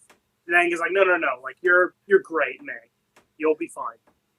You'll be back as a different character too. Yeah, exactly. And you'll be a bender, a very powerful bender. Yeah. Downside line. Yeah, true. But yeah. I do like this. They had this conversation like before, like she knew about the book or anything like before the book was even brought up or anything like that. That way, like you could get you got the vibe Aang's. That way, you're like it's definite that Aang's was like genuine here, because it would have been weird if like she had the book and then Aang said this, because obviously then you got it would come off as like Aang is just saying that to get the book, but yeah, Aang's like being genuine. Yeah, so I like that. Yeah, and then Mang is like, "Here, you want this book, right?" And Aang is like, "Oh, how'd you know that?" But, he's like, "Oh, thank you." But like, how'd you know? And Mang is like, "Yeah, I've kind of been stalking you." And I feel like Aang kind of flushes and he's like, "Oh, okay." Like he's very like kind of like awkward about it. He's kind of like, "Oh, thanks." Yeah. So. I can't really that. Yeah. Overall, pretty well done scene here. I thought, pretty decent stuff. Yeah. Again, a nice little wrap up to this subplot, because it really wasn't anything big, but I like that Aang was just like a good person about it. Yeah. And like you said, he knows what it's like to be in Mang's position. Yeah, so I like that he brought her down easily and everything like that type of thing. So yeah, then obviously Team Avatar fly up on Appa, and they use the Aang and Katara start bending like the clouds and everything like that, and Sokka actually goes up to like Aunt Wu and is just like, "Hey, like look, the clouds." I'm surprised no one was suspicious about this, because obviously all day Sokka's been putting this shit down, but I guess everyone was fine with it. Like, oh, I bet everyone in the back was like, yes, he finally believes he's seen the light and everything like that type of thing. By the way, a little thing. I do like that, like the scene of like Katara bending the clouds gets reused in the Guru episode. When Aang is like, when he's like thinking about Katara and like his love for her. Oh yeah, that's true. Yeah. Because like thinking about like moments with Katara. Yeah. And like Aang says like you gotta let it go. Yeah. But yeah, so they bend the clouds, and there was like the shape they had to make it look like that Ant would see like a volcano was about to erupt and everything like that. So obviously that's successful. And obviously now everyone's all worried and everything like that, because now they, because they for sure obviously have to do something to get the town, so that way the town doesn't get erupted by the volcano and everything like that. Yeah. So Aang comes up with an idea that all the benders are gonna work with him, and obviously like try to like slow it down and everything like that. While everybody else, the non-benders, are gonna dig a like a moat to like obviously make it so that the lava won't go to the town. It will all obviously just stay into like the fort and everything like that type of thing, which I think is a really good idea. And this is kind of a cool fact. I mean, this was kind of already known, but twins aren't obviously going to be, benders, because obviously you. Yeah, I was gonna, like, it's not as a joke, but that is like legitimately good to know. Yeah. Because bend is kind of a weird thing where we don't. It seems to be kind of random, or like it's kind of genetic and kind of not. Mm-hmm. But you would think a twin would. I would think twins, they would both just be benders, but no, one twin was a bender. Right, like it's not just genetics, because identical twins, like one could be a bender and one isn't. Yeah. So, so obviously they all go up there. We get like a nice little action sequence where we see the benders all like bending the rocks and like put them in position for like the moat and everything like that, while Sokka and everybody are digging. I like that Sokka got to have some serious scenes here, because the whole episode was like he was getting kind of shit on, so like he got to. I will say, so as a kid, because I hadn't watched this episode in like years, because like I said, this is kind of the ones I skipped. But when I watched it again, I was so surprised that like the episode was like 80% over. Me too, yeah. So like this whole like dealing with the volcano thing literally lasts like less than 2 minutes. Yeah, I always thought it was longer. So. Yeah, I thought it was like a third of the episode, or like half the episode. I was really surprised how much time we just spent like dealing with the fortune teller. Yeah. So obviously, the volcano starts to erupt. Everyone kind of has to like get out of there pretty much, and it's going. Huh? Aang is like deja vu. Yep. Roku's fucking punching the air. Yeah, that's right. Yeah, because he deals with this. Yeah, so. Yeah, I was saying Aang's getting deja vu because this fucking killed him last time. But... Yeah, the moat fills up, and obviously it's not going to be like enough. It's still like it's starting to overflow and everything like that. So Aang uses his airbending. I always thought this was a cooler scene. It's still a cool scene. Aang basically uses it and like destroys. Well, he doesn't just uses air to like harden the lava. Yeah. It's a real thing. Like lava exposed to air long enough, like kind of hardens out. If only they had Master Roshi here for this, this wouldn't be an issue at all. He blows up. He fucking vaporized volcano. And the lava. No, I would love it if he vaporized the volcano, but not the lava. That would be awesome. Like the. We did it, Patrick. We saved the city. Yeah, you just see the fucking city just getting destroyed in the background and everything like that. But no, and because this happens, Sokka mentions offhandedly, like, wow. And he wasn't really talking to him when he was just kind of saying it, I think, just to himself. Like, Aang is a really powerful bender. And obviously Sokka saying this makes sense because obviously, like, he's not really exposed to bending much. So, like, Aang doing all this stuff is, like, new to him and all that type of stuff.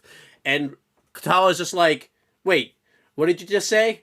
And Sokka's like, nothing. It's just that Aang's a really powerful bender. And obviously, like, Sokka has like the Katara has like a light bulb moment, which is obviously her vision was that she was going to marry a really powerful bender. And obviously, when Sokka just said that, that kind of gets the gears turning into Katara's head, just for this moment, not for the rest of the show, really, until the end type of thing. So, well, okay, like, you know, as we said up to this point, Katara basically didn't even like consider Aang an option. But I think this is kind of the moment where she kind of like considers it. Yeah. So, like, I wouldn't say she starts like having a crush on Aang, but this is where she kind of gets the idea of like, you know, like again, like I said, Aang considers Aang like as an option, whereas before she didn't even like consider that. Because there's like kind of points in the show where you can kind of get the idea that like Katara's like she's interested in exploring that idea. Yeah. Like the Cave of Two Lovers is a big one where she's kind of the one who throws out the idea that they kiss. Right. So again, I wouldn't say she has like a crush on Aang after this episode, but I think it is a point where she at least like entertains the idea. Yeah. But yeah, that's basically the end of this action sequence. I thought it was pretty decent, but again, it's so much. Like it's a cool shot, but like I said, it is like over so quickly. Yeah, I would have loved it if it lasted a little longer. And like I mean, as I mentioned earlier, the one with Roku, like that's very different. That was like a fucking super volcano, you know. Whereas this is like a kind of a smaller scale one, but still, like I don't know. You figure it should be a bigger deal, like a volcano erupting. It's like, oh wow, I can't wait to see how Aang, like, you know, deals with this one. And he kind of just like blows some hot fart and then it's over. It's like, yeah, oh. That's it. Yeah, it's whatever. But you know, all this was whatever. And then yeah, we get to the end of the episode. Yep. Yep. So you know, everyone's kind of happy that it's over, and Sokka's Aang apologizes for stealing the books to like manipulate the clouds, but she's like, I knew you did that. Like, it's okay.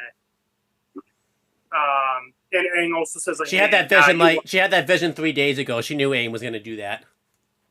Yeah.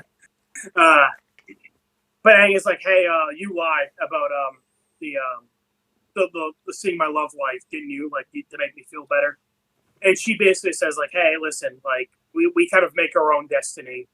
Like, you know, just do what I said and like, you know, believe in yourself and, you know, it'll work out okay. Mm-hmm. And Sokka, like I said, he kind of has that I told you so moment where he's like, I hope you all learned a lesson about like not relying on her for everything.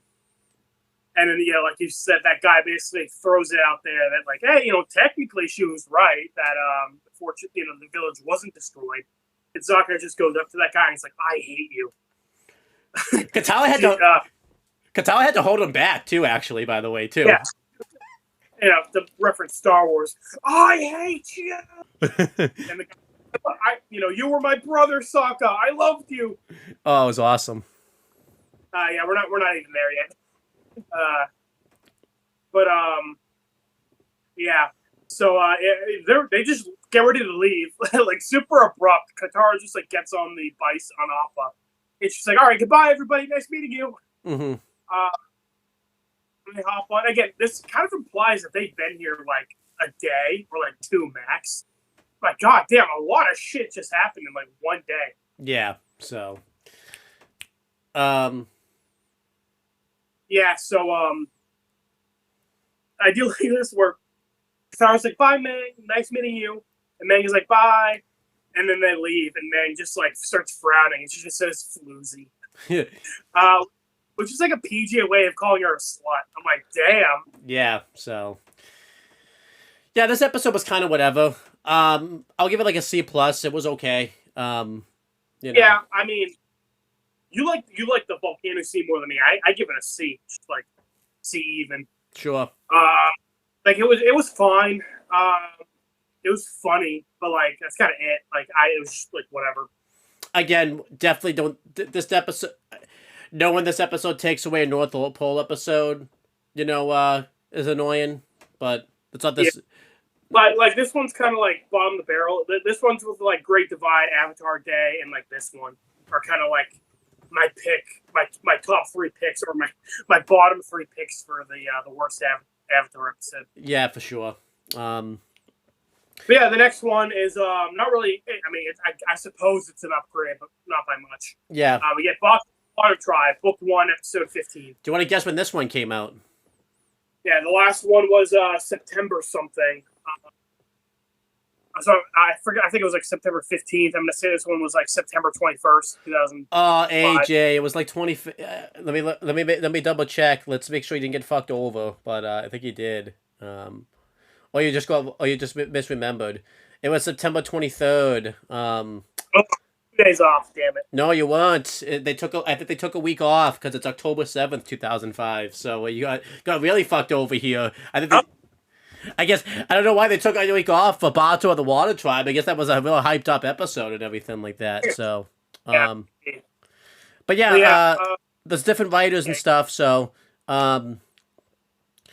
Ian Wilcox wrote this episode, and this is the only episode he's written, so that's not good. He doesn't have a lot. He doesn't have a big wiki, so I hope he's okay. I hope he didn't get fired for this episode or something, because it's the only thing maybe this was like a trial. This was like his one shot or something, but he doesn't have a lot of.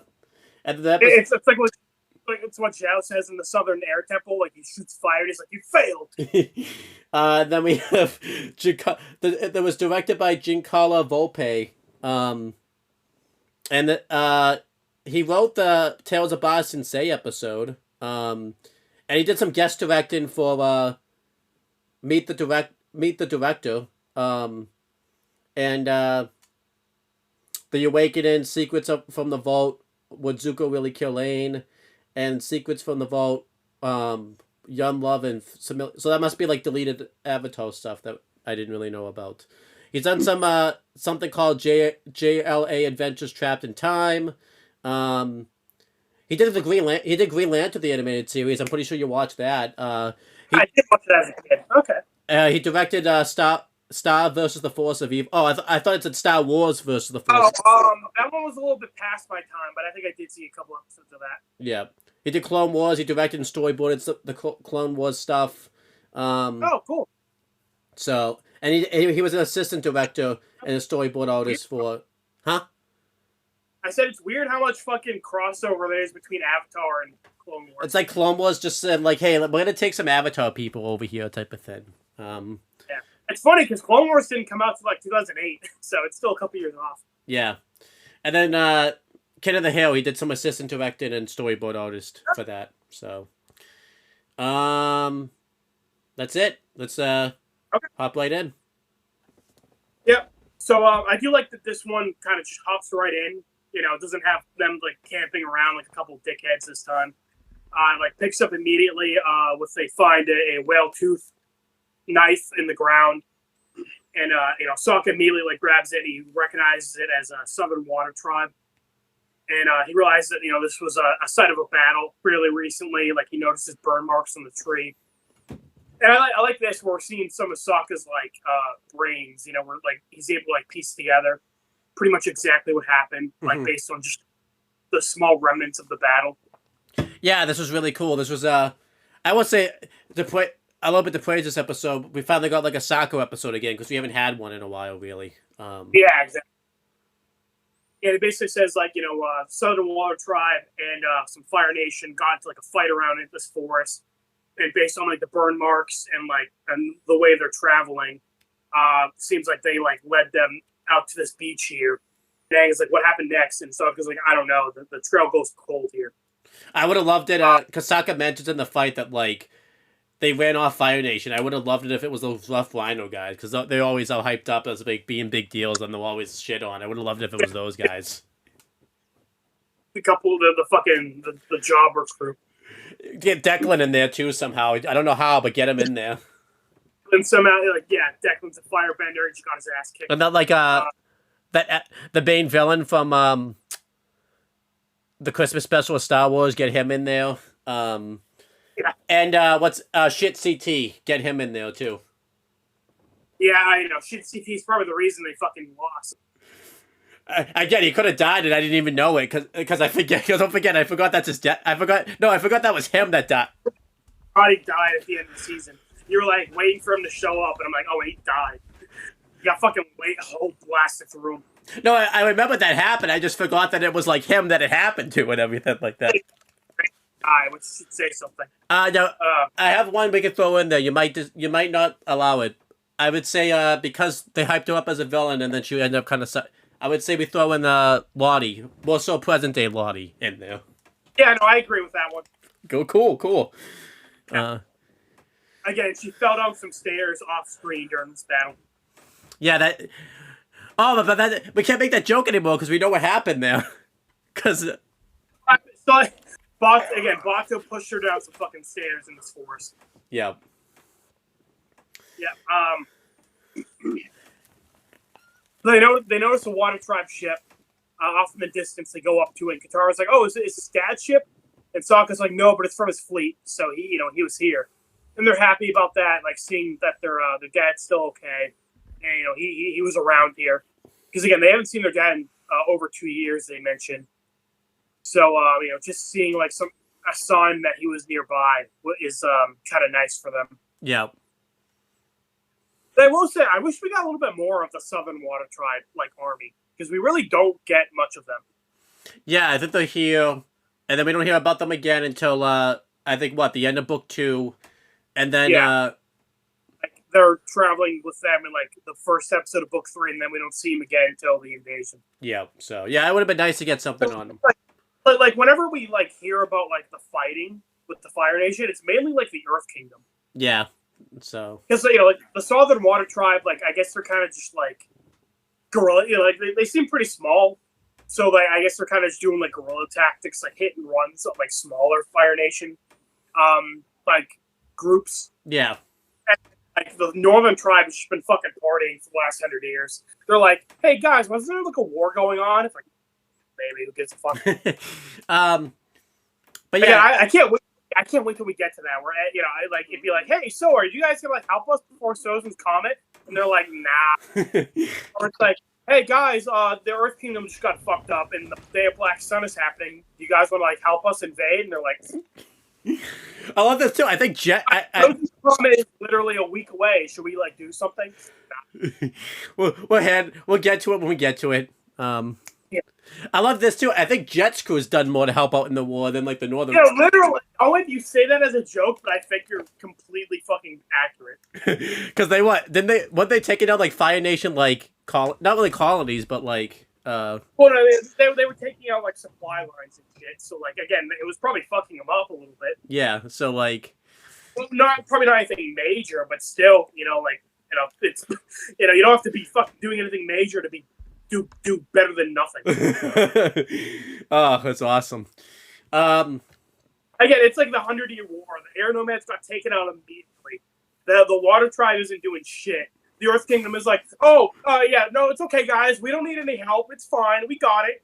Yeah, apparently that wasn't the case. They probably thought Gyatso fucking handled it. That's probably why. Like, and fucking Gyatso, just him. Did better than all of the Northern Water Tribe. Yeah, for sure. Yeah. Just him. It's like, god damn, guys, really? Oh my gosh, Gyatso would be ashamed of you guys. It's like I died for this. Yeah, literally. Oh my god, the Northern Water Tribe sucks. Again, the Southern Water Tribe doesn't have any water benders. And they are doing more than the Northern Water Tribe. Yeah, for sure. Damn, guys. Really? Nothing? I do want to call something out, by the way. I forgot to mention this in the last episode. Because we could make that Ben 10th, and what a coincidence that the fucking volcano, by the way, the last episode, just happened to erupt when Team Avatar was there. I shouldn't... Yeah, I was going to mention... I forgot to mention it. Yeah, that is some horseshit.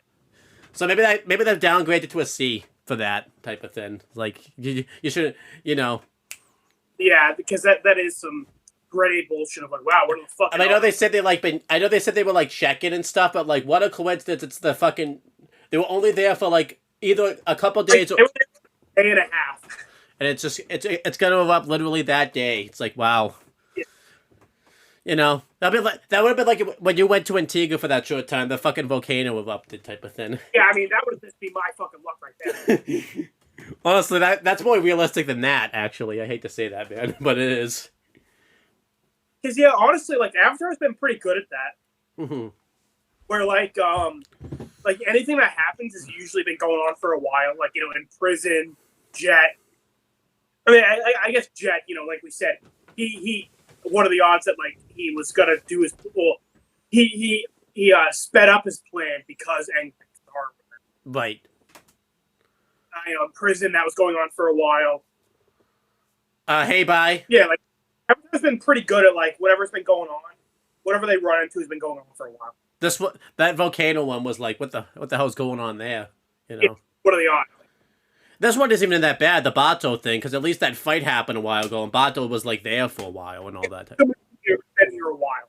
Yeah. What a coincidence! You could say what a fucking coincidence. As we'll get to later, that like the Metrons came in when like they were there and all that type of stuff. Yeah, I mean, that's pretty convenient, but like it's I can kind of squint past that. The volcano one, I cannot that one. You're not getting away with that. That is more. But yeah, they kind of just set up camp later that night, near the ship. And Sokka has a flashback, thinking back to the last time he met his dad, or he saw his dad. This is the first time we saw him. This is the first time we saw him on screen, right? Yeah, first time we saw him on screen, because they mentioned that their dad was like the chief and he was off fighting in the war. But like our first time seeing him. Yeah. We see little Sokka, like looking at everybody leaving or getting ready to leave for the war, like all the men. And a little while later, he puts on his face paint, which we see from the premiere, which I like. Yeah, that was cool. I do like. Yeah, I like that. I do like. They went the extra effort. Like, his voice was a little different. Like he was like just on the verge of like hitting puberty when he talked. Yeah, very clearly the same voice actor, but yeah, he kind of made his voice sound a little higher because he's like well, he's 15 here. This was almost 3 years ago, so yeah, he would have been like Aang's age, like 12ish. Yeah, and that's usually when you hit puberty and everything like that. Yeah. But yeah, and then I like that like he had all this like hype up, like he was ready to go on like thinking he could go on the war and everything like that type of thing. And it also sorry, go ahead. And it also just really showed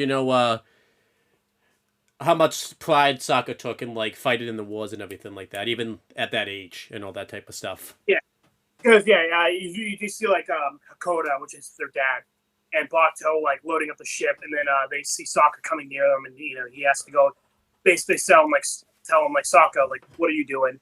Yeah. And so he's trying to basically be like, come on, I'm strong, I'm brave, I can fight, like I'm coming with you.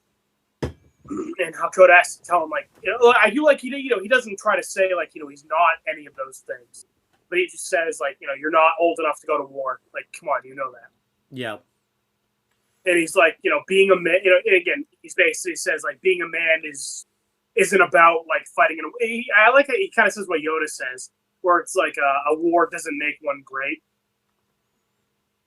Where he basically says like being a real man is knowing where you're needed the most, and right now it's being with your grandmother and your daughter, and not your daughter, and your sister, and like looking after them. Yeah, I do like that because obviously this decision like is what drives Sokka, and definitely mainly Sokka, but definitely Katara too. Like throughout this whole episode and everything like that, this flashback. Yeah. So.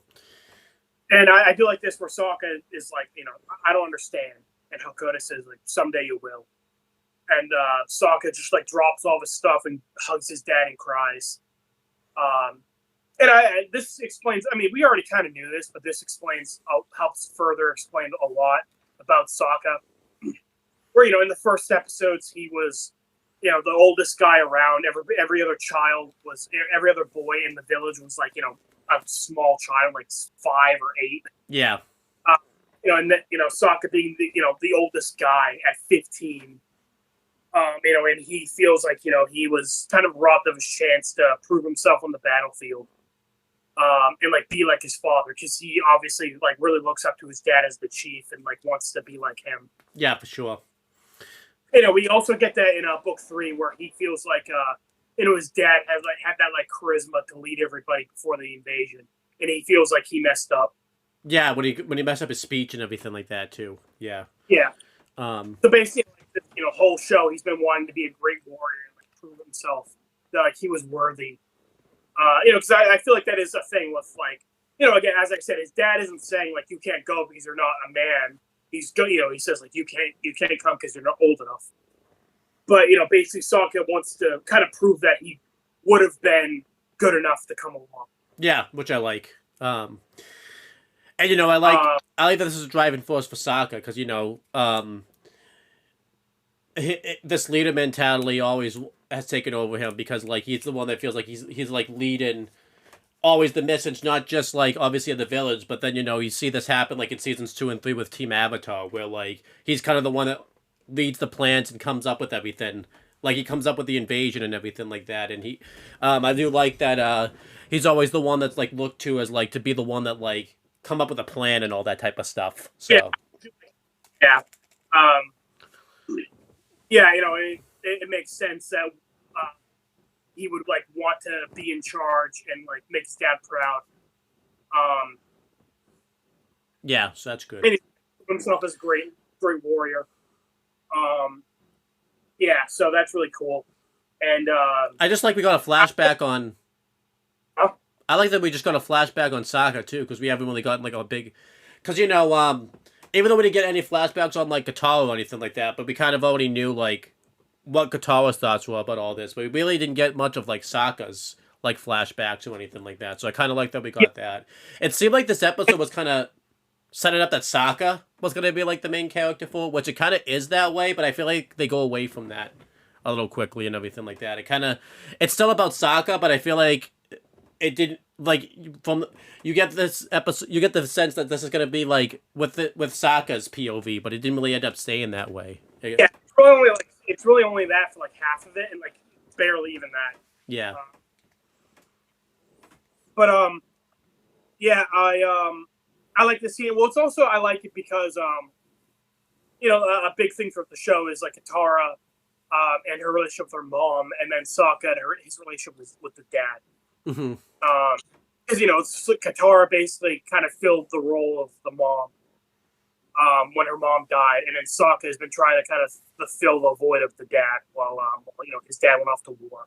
And of course that's not to say that like Sokka doesn't care about his mom, Katara doesn't care about the dad, because we do get some scenes where like we get that scene in book 3 where Sokka talks about his mother to Toph and to Zuko, but you could tell like the dad was kind of like the big like the shadow he lived in, and Katara, she of course like was also very hurt by their dad leaving, but like where Sokka wanted to be like the dad, Katara kind of like resented him a little bit, because like even though she understood why he had to leave, it still hurt that he wasn't around. Yeah.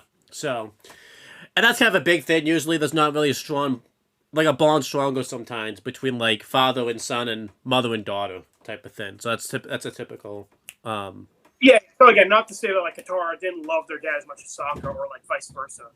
Because I know I remember that episode actually where Katara says like, Sokka, you didn't love mom as much as I do, and like that like hurt him. So like I'm not saying like they love their parents equally, I would say, but it is like, again, it being the guy like, and like in like the Water Tribe where there are kind of gender roles, like Sokka kind of wanted to be like his dad and like looked up to him and like wants to live up to him. Yeah, for sure.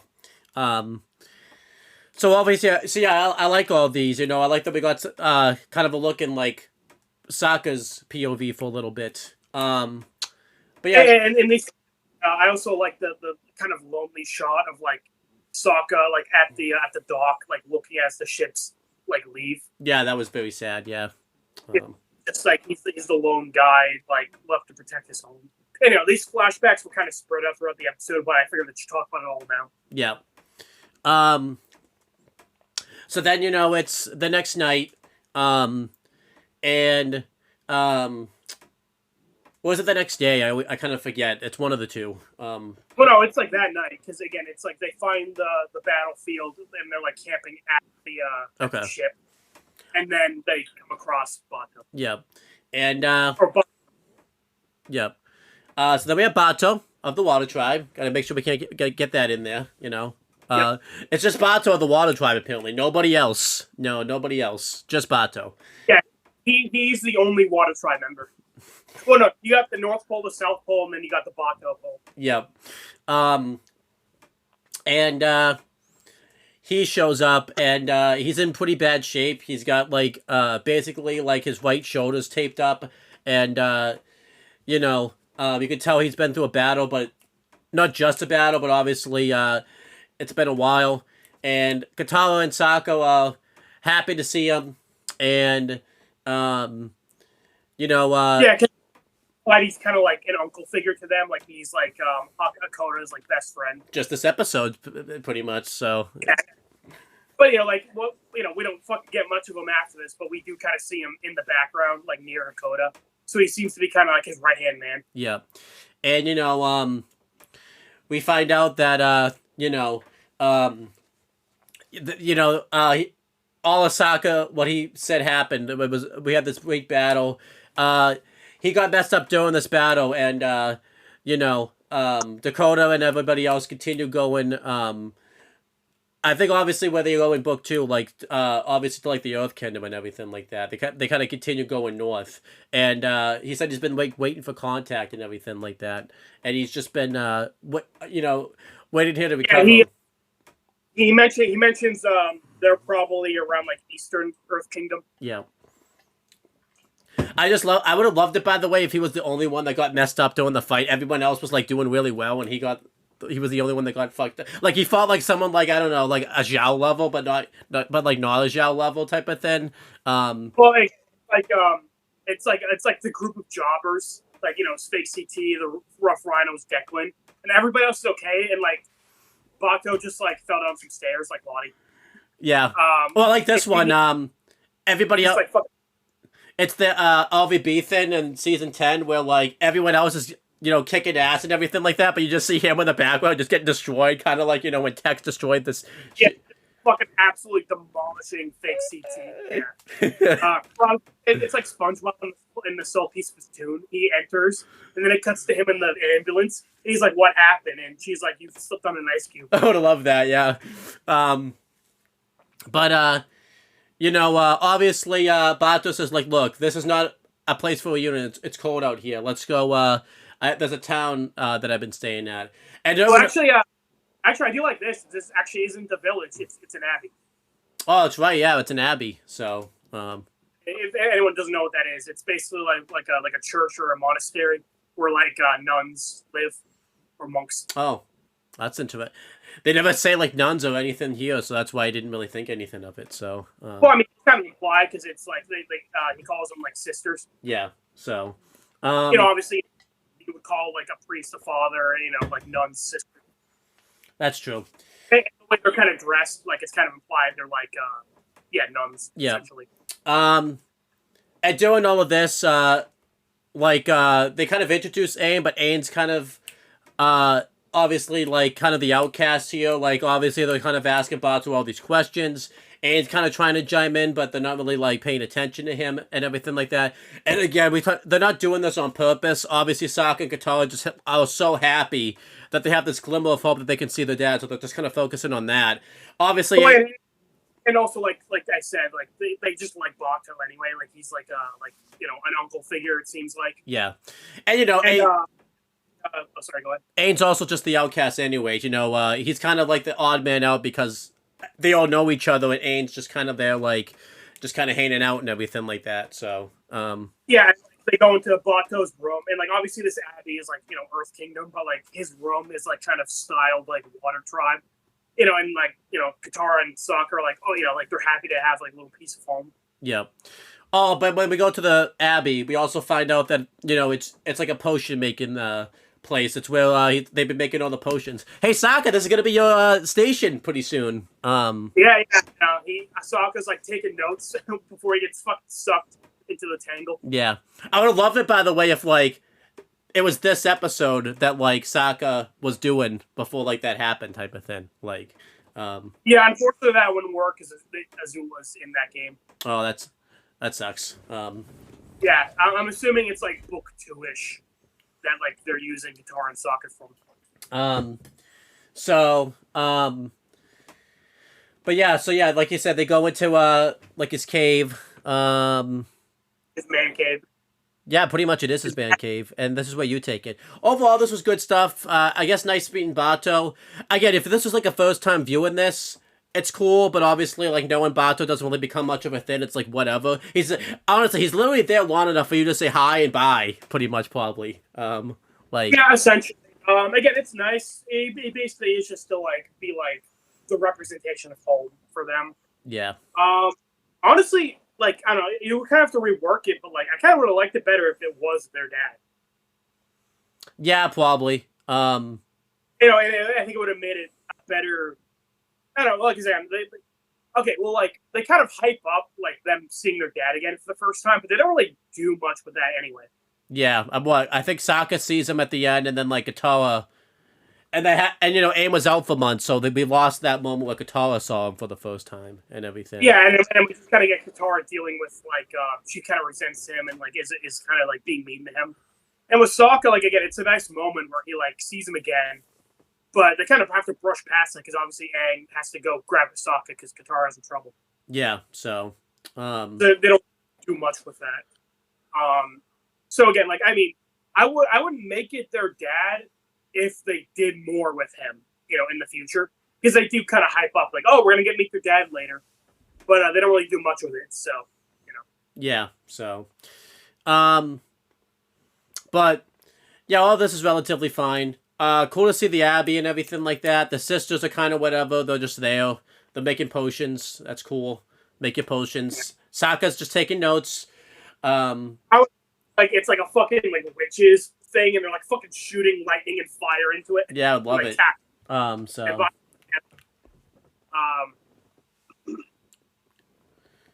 Bato basically says like, yeah, after that battle, I got injured. Your dad like carried me up here.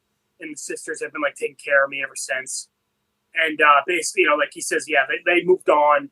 But do you think he's milking it? You think he's really actually hurt, as he says? Like he could probably leave because again, he gets that contact, but he could have left any fucking time he wanted and all that type of stuff. He's just fucking yeah, like oh no, I'm surrounded by women and I'm the only guy around. That's so sad. Oh my god. I mean, guys, I want to come with you, but I mean, I guess I'll have to just hang out here again, being the only man, surrounded by these beautiful women. Yeah, and he's got his own man cave and everything like that. Like yeah, and it's fucking like a decent weather, or not fucking like negative 50 degrees. Oh my god, it's so sad.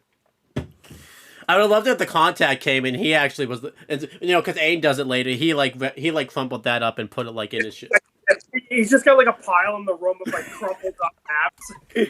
They keep trying to get him to come over there, type of thing. Fucking Ben 10 does a joke like that, where this after Ben like does something big, like this alien teleports to his room and gives him a medal, and then Ben just like chucks it in the closet with a bunch of other medals he's gotten. Oh, Fairly Odd Parents does this joke with Timmy. I was gonna say, I think SpongeBob does that joke where Patrick's upset he doesn't have a trophy. And SpongeBob has like just a fucking closet full of them. Yeah. Well, Fairly Odd Parents does it. Well, Timmy just keeps all his wishes like in his closet and all that type of stuff, type of thing. Yeah. So yeah. Sorry, I was about to say, is this me? Yeah. I wrote Aang beating the Outcast, which is like. Yeah, I was just making sure because So yeah, they kind of just start talking about stories from back home, because they're like, oh hey, you and Dad would always get up to like a lot of shenanigans, right? You pretended you put it on, like you lassoed up like an Arctic moose, and he was like, yeah, that was your dad's idea. Like I ended up getting dragged around because of it. Which sounds kind of brutal. Yeah. And also, well, he even makes a joke about where he even says like, yeah, like a lot of these weren't very funny at the time, but hey, it's kind of funny in hindsight, right? Maybe there's a villain arc going on with him where like he's planning some ultimate revenge on Dakota and everything like that. Yeah, where like he fucking sells him out to the Fire Nation, like he's the one who leaked the invasion plans. That would have been awesome, actually. Yeah. And instead of the Earth King doing it and then just like forgetting to tell everybody that he told them. Yeah. Sorry. And then he also mentions that, like, oh yeah, I put an octopus on. Your dad put an octopus on his head and pretended to be a water spirit to scare your grandmother. And like I did the spooky voice. And like Aang tries to chime in on like he tries to ask questions about like the stories and stuff. It's like, yeah, I'll tell you later, Aang. It's like a long story, which I get that. Like either like your friends are telling a story, and like you want to like know about it, and they're like, it's kind of like an inside joke. I'll tell you later. Yeah, I get that. And then like Aang tries to put on like a little hat on the wall, and Dakota's like, not Dakota, sorry, Bato was like, Aang, that's ceremonial. Like put that down. Yeah. So Aang kind of just like sits in the corner and like takes a nap for a bit while they catch up. And he wakes up and Bato is like, hey, I'm supposed to be expecting a message any day now from your dad on like a rendezvous point. Like, if you guys want to come, like, you can, you can see your dad after, for the first time in almost 3 years. And, Aang is like upset by this, overhearing it. He kind of like steps out. And, and when he steps out, they're talking about like, oh my God, it'd be so great to like go see dad. But they basically say as soon as Aang walks out, Aang, if you only stuck around for 5 extra seconds. I guess he didn't hear. I guess he took off too. Like he didn't hear this. Like he must have either like sped up, used that avatar power, or like took his glider and just flew off because like he. Yeah, big ears like that. You figure you would overheard it. Whose age do you think are big? By the way, whose ears are bigger, AIDS or what's his name from Breaking Bad? Oh, Elliot? No, fucking Elliot wins that. Elliot is actually an airbender because he can fucking fly with his ears. It's a little unknown power of his. What do you think would have happened if he showed up in that fortune teller episode? Do you think that little girl would have wanted to try to be with him, or do you think Aid? Like, yeah, there you go. Hey, you know what? It would have worked out good because he's rich. That's no. And grows up to be Gretchen. Maybe she is Gretchen reincarnated. Yeah, there you go. But yeah, so they basically say like, nah, we want to see dad, but we can't. And by the way, I do feel like Aang kind of overreacted here because when he left, they're talking about seeing their dad. They weren't even saying like go be with their dad like permanently. It was more so like go visit him. Yeah. And here they even say like, yeah, we got to take Aang to the North Pole, and like we don't have time for a long like detour. Mm-hmm. So like they were never even considering abandoning Aang, and they we're just gonna make it like a trip, like a visit essentially. But I could buy Aang feeling this way. We saw his backstory in the storm, and obviously I think Aang probably saw like a pattern because obviously the same thing happened like that episode. Yeah, that he feels like the air nomads were gonna like make him abandon Gyatso, and like all of his friends kind of ditched him when he became the Avatar. Or they found out he was the Avatar. So, like, maybe some, like, similar feelings came up, like, they were kind of, like, not really including him in the discussions or anything like that. And then, when he heard that they were going to, like, maybe some, like, old feelings came back up and everything like that type of thing. Yeah. So, I could buy and jump into conclusions based on that and everything like that type of thing. So. But yeah, basically, he's kind of on the ship sulking. And he's like, I can't believe they're going to leave me. So, yeah, fair enough. Him jumping to conclusions based on that. It's like, yeah, I can see that. And then what are the fucking odds? An Earth Kingdom soldier comes in on an ostrich horse. And I do kind of like this, where it's an Earth Kingdom soldier, so kind of implying that, like, the Southern Water Tribe army and, like, the Earth Kingdom army kind of, like, work together. Yeah, that's cool. Again, I just kind of wish we got more of, like, the Southern Water Tribe army, because we really don't get much of them. Yeah. And by the way, like, when we actually see them, they're pretty small. But like here in this episode, they mentioned that like they're part of their dad's fleet, implying they have like a ton of ships. But like when we actually see them, they really don't. Maybe Bato was misinformed. You know, maybe he got really messed up in that battle when he maybe he got hit in the head too many times. So you know, he was seeing double. You know.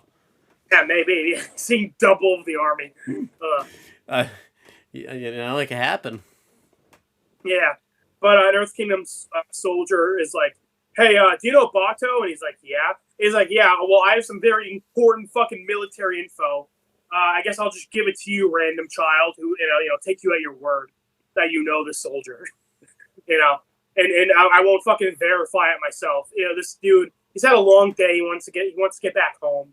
Yeah, you know, he's not being paid overtime for this. He's like, yeah, I just kind of want to get this done. I like to think too, like he did this without stopping. Like he went all the way from the southern, like from the eastern or wherever he came from, type of thing. Yeah, he's traveled across the continent. It's been like fucking 3 weeks straight. He has not stopped. So then he just goes back for another 3 weeks straight. So it reminds me of that fucking story of the Greek soldier who like went to like he ran like 2 days to like their village to like let them know they won the battle. And as soon as he told them, they fucking like died of exhaustion. Oh, that's awesome.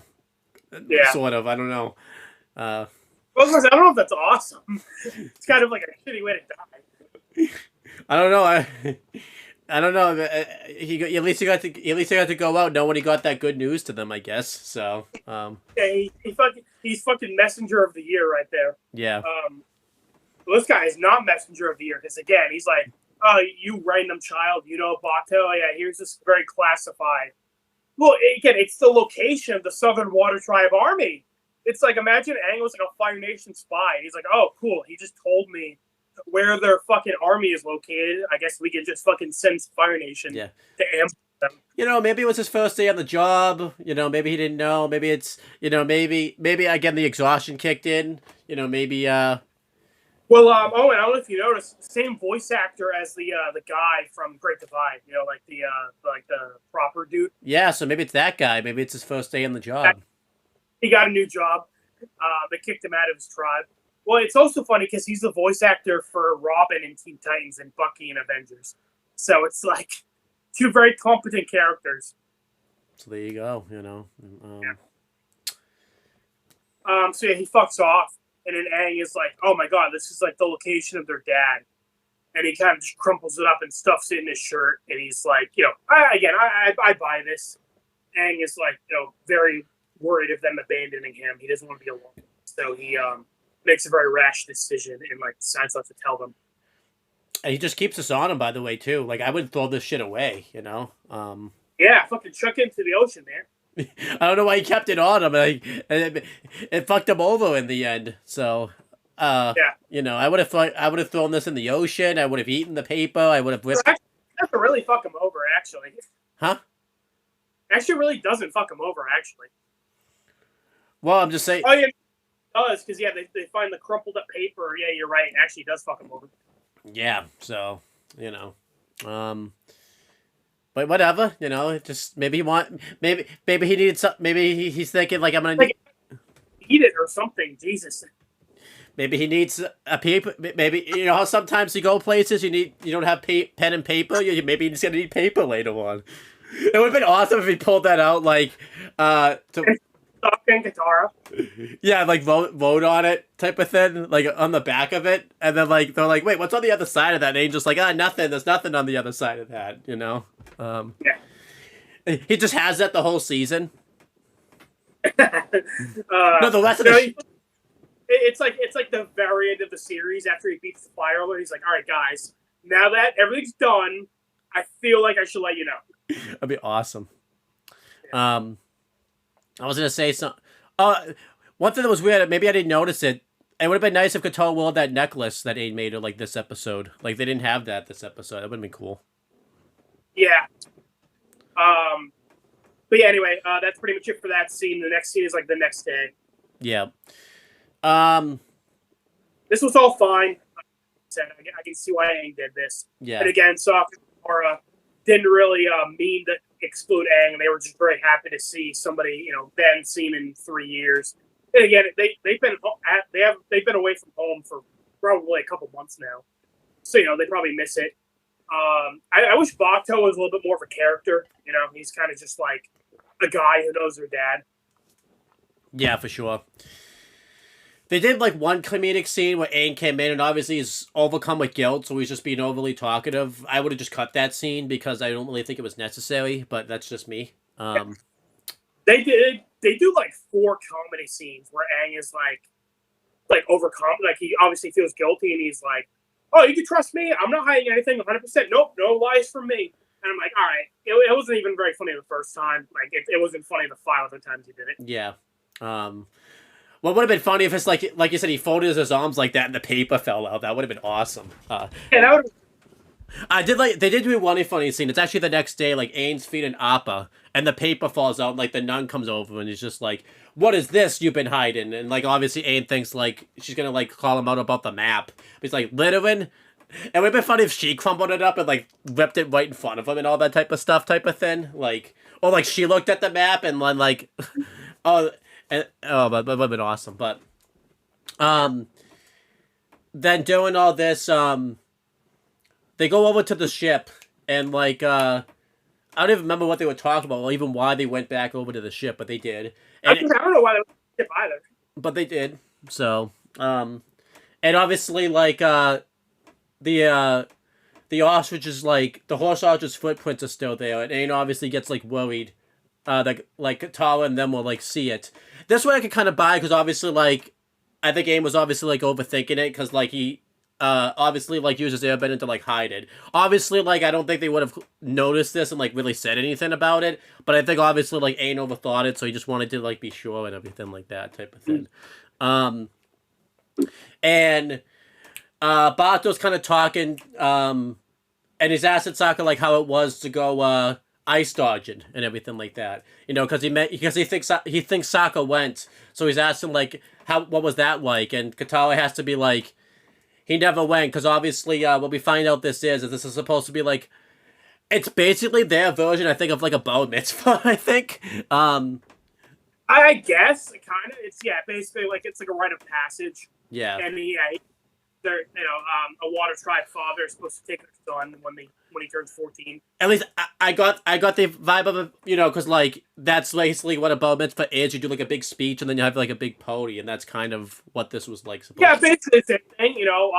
Going on a ship and dodging fucking glaciers, having a party. Yeah, same thing.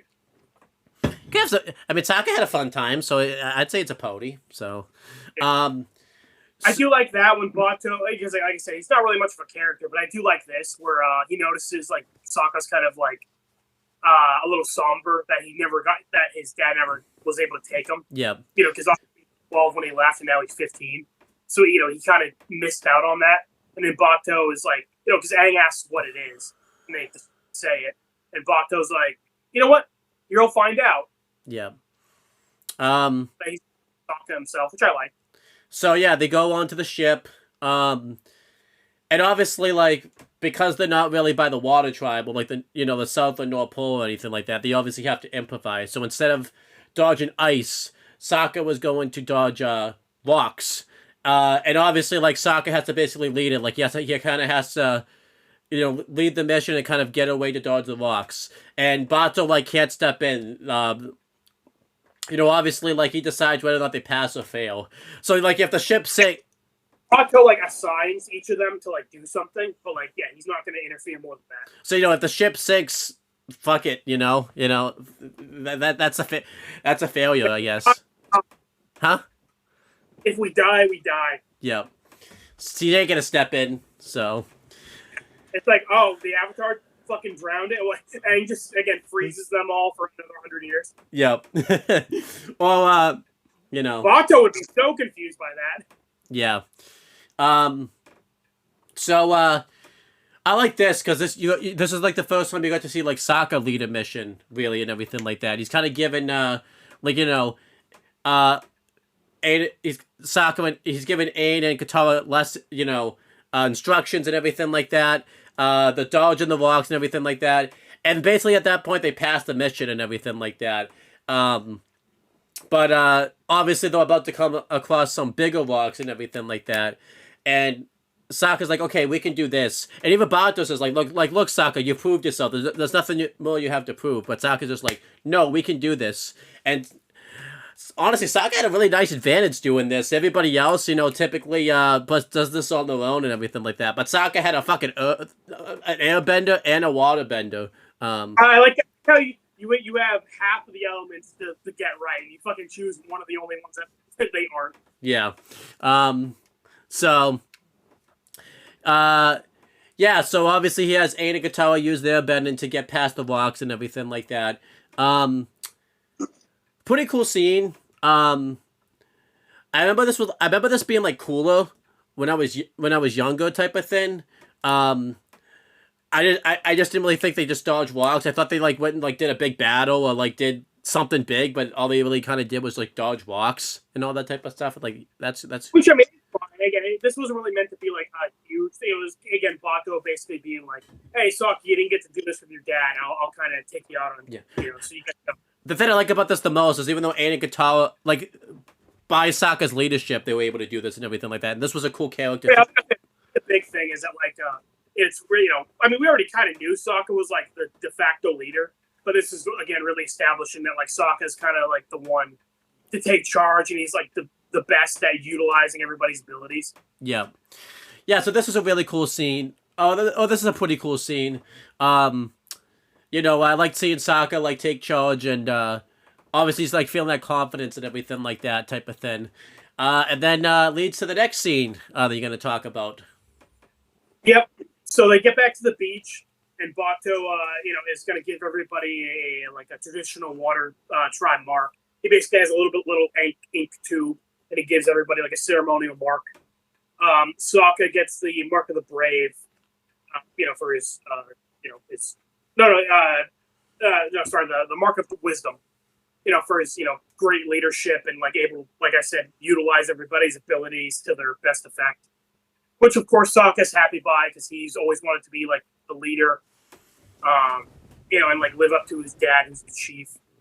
Katara gets the mark of the brave for her courage and tenacity. And then Aang, again, this was a little on the nose, but I guess this one kind of makes sense because of what Bato says, where it's the mark of the trusted, and obviously got on the nose because Aang lied about he's hiding the fact that he is where their dad is. But Bato says he gets the mark of the trusted because he's now an honorary member of the Water Tribe. Mm-hmm. So he's basically saying we trust you as a member of our tribe now. Which is cool because it took Sokka a while to trust him and everything like that, and the whole episode Aang was feeling he really wasn't part of the tribe. So when he heard that, I think that kind of was a little on the nose. And also because a big thing is Aang, Sokka and Katara are his new family. They mentioned that in the Southern Air Temple. That's a big thing that gets Katara to calm down Aang when he's in the Avatar state. Is she says you lost your family, but you have a new family like Sokka and I. Yeah. And in this episode, that's a big thing. Is that Katara and Sokka want to go see their dad and their family, but they at the end they basically say we want to see our dad, but Aang, you're our family too. Yeah. And I like that it's Sokka is the one to say that at the end of the day, because obviously Sokka trusts Aang now, but like you said at the beginning, he didn't trust Aang right away, and now that even though he does now, he's never been really the one to say it. It's always Katara is the one to kind of get emotional. Yeah. So it does mean a lot for Sokka to kind of be the one to say yeah, Aang, you're family, we love you. Yeah, which I think is cool. Yeah. It always means a lot when it's kind of the character who doesn't really get emotional is the one to kind of outright say it. Yeah, I always like that. There's obviously other moments of TV shows where that happens, so I like the fact that it was Sokka here that said it and everything like that. So. Yeah. I guess Red vs. Blue is one I can think of, where it's whatever, Church or or Griff is kind of the one to say we're friends, because those are the two who always act like they hate everybody else. Yeah, for sure. Yeah. And there's other examples. Every friend group kind of has the one grumpy one. Yeah. So it does a lot when like they are kind of the ones like Zuko in book 3, where he kind of acts like he's all grumpy and mean, but then he kind of like enters into the group hug when Katara tells him to. Yeah, that was cool. I like that one. Yeah. Or like when everybody holds hands in the Avatar and Fire Lord, and Sokka's like, well, he's kind of trying to argue with the sentiment, and Katara's like, oh, Sokka, just hold hands, and he does. Yeah, that was funny. Yeah. But anyway, yeah, we're skipping ahead. But yeah, Aang basically, now that they're calling him family, he kind of, the guilt takes over. He can't lie anymore. He pulls out the map.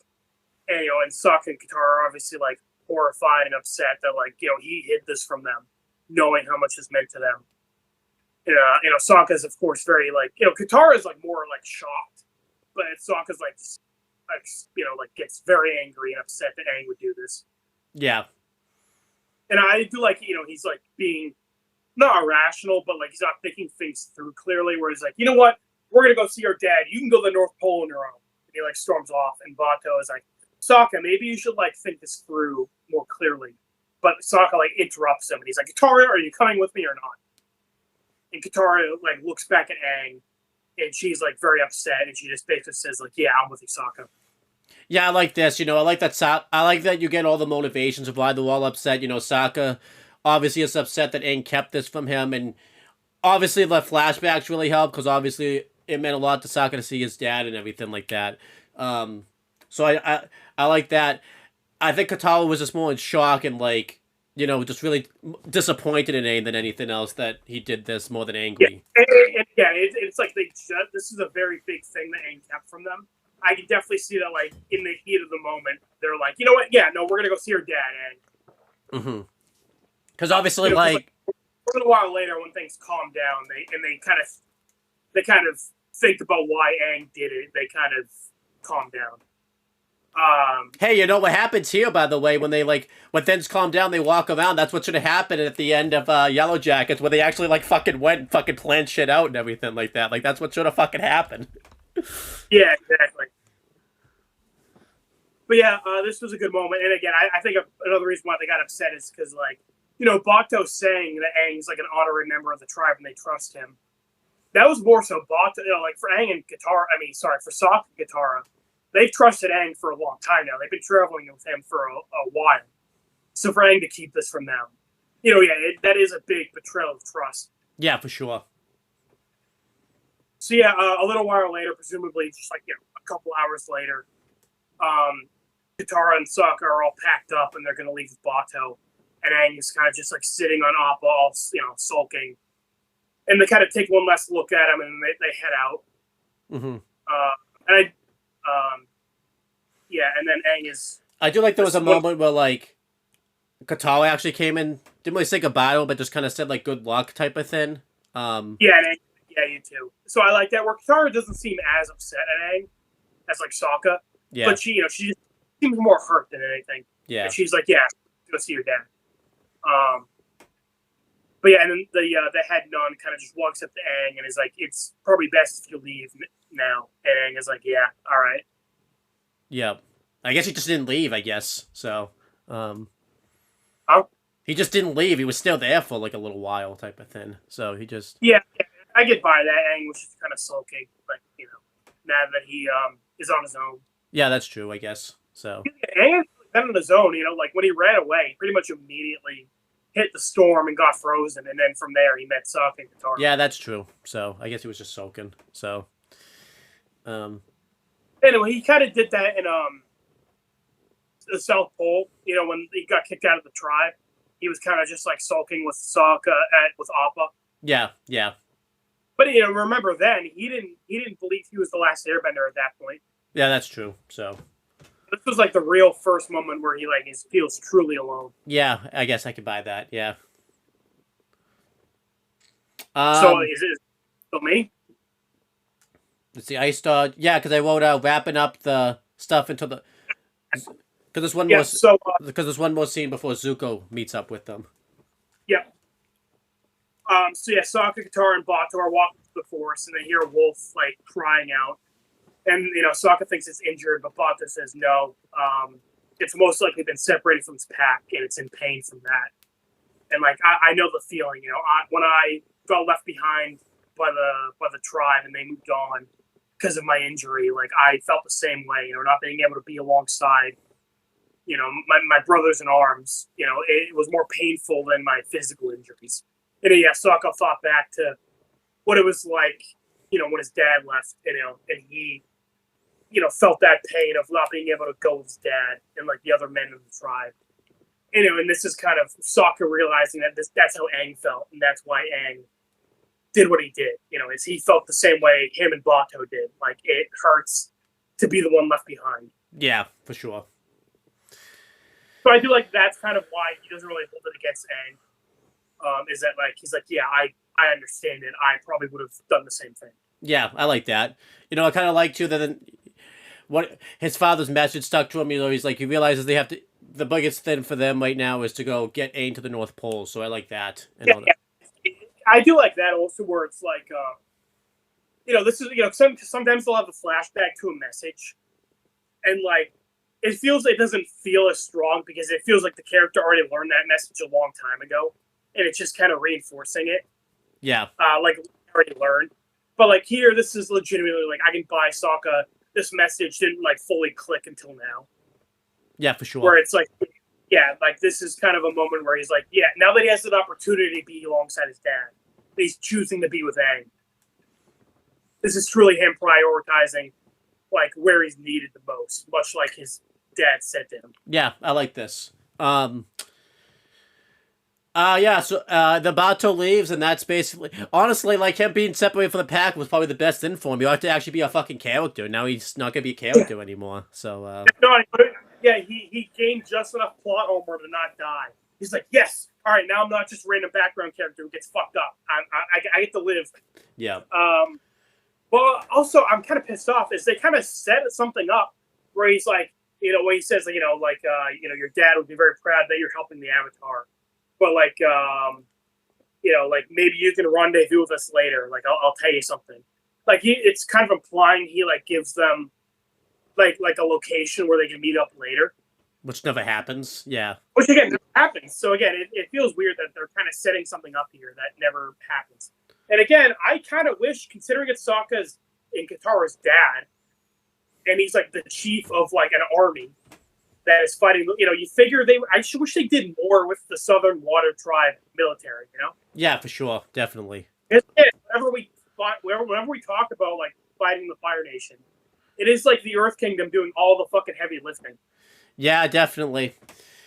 But yeah, so you're probably wondering, that's a lot. That should be the end of the episode, right? Katara and Aang just go back. Or Katara and Sokka just go back, and that's it.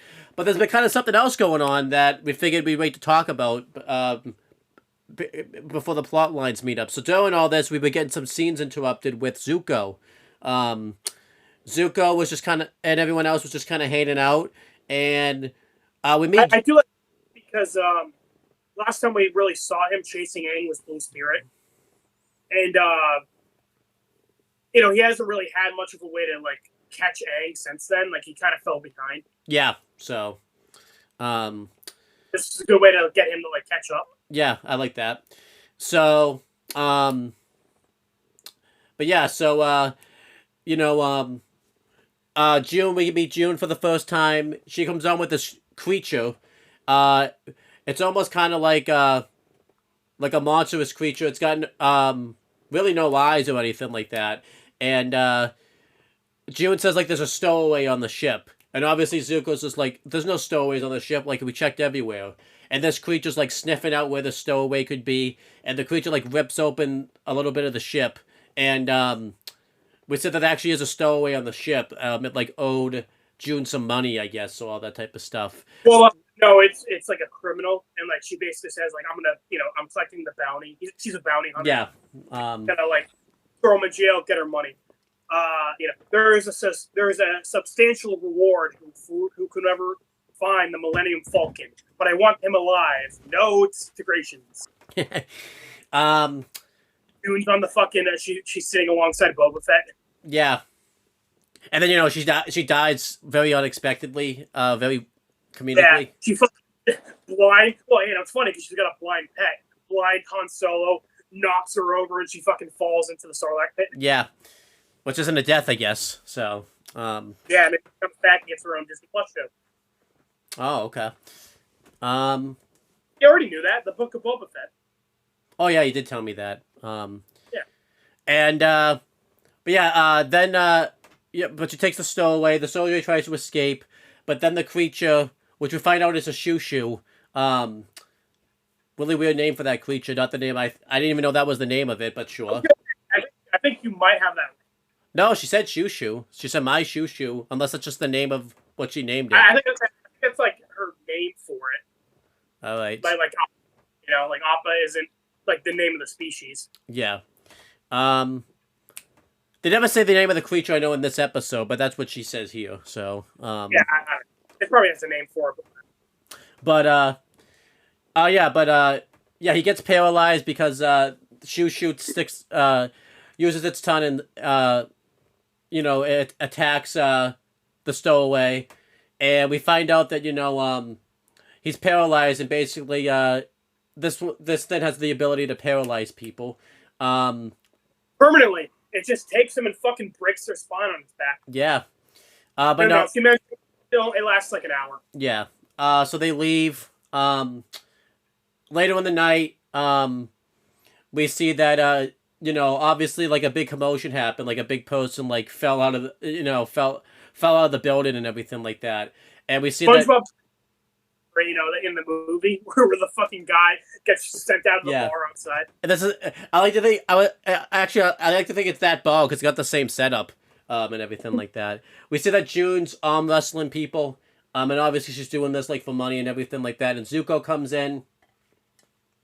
He demands some payment for the ship getting damaged, and June's being very small about like, oh, I'm a little short right now, and she's like been beating a bunch of people in arm wrestling, and she even says like, next line of drinks are on me type of thing. So Zuko says like, that's not what I had in mind. I like this where Zuko's actually being very intimidating, and like June's a very intimidating figure, and I said this in like the Star Wars video with like the Emperor and stuff, but Zuko like isn't intimidating. You can get I think because we saw him in the Blue Spirit, you get the vibe that Zuko probably could take her in a fight if given the opportunity and all that type of stuff.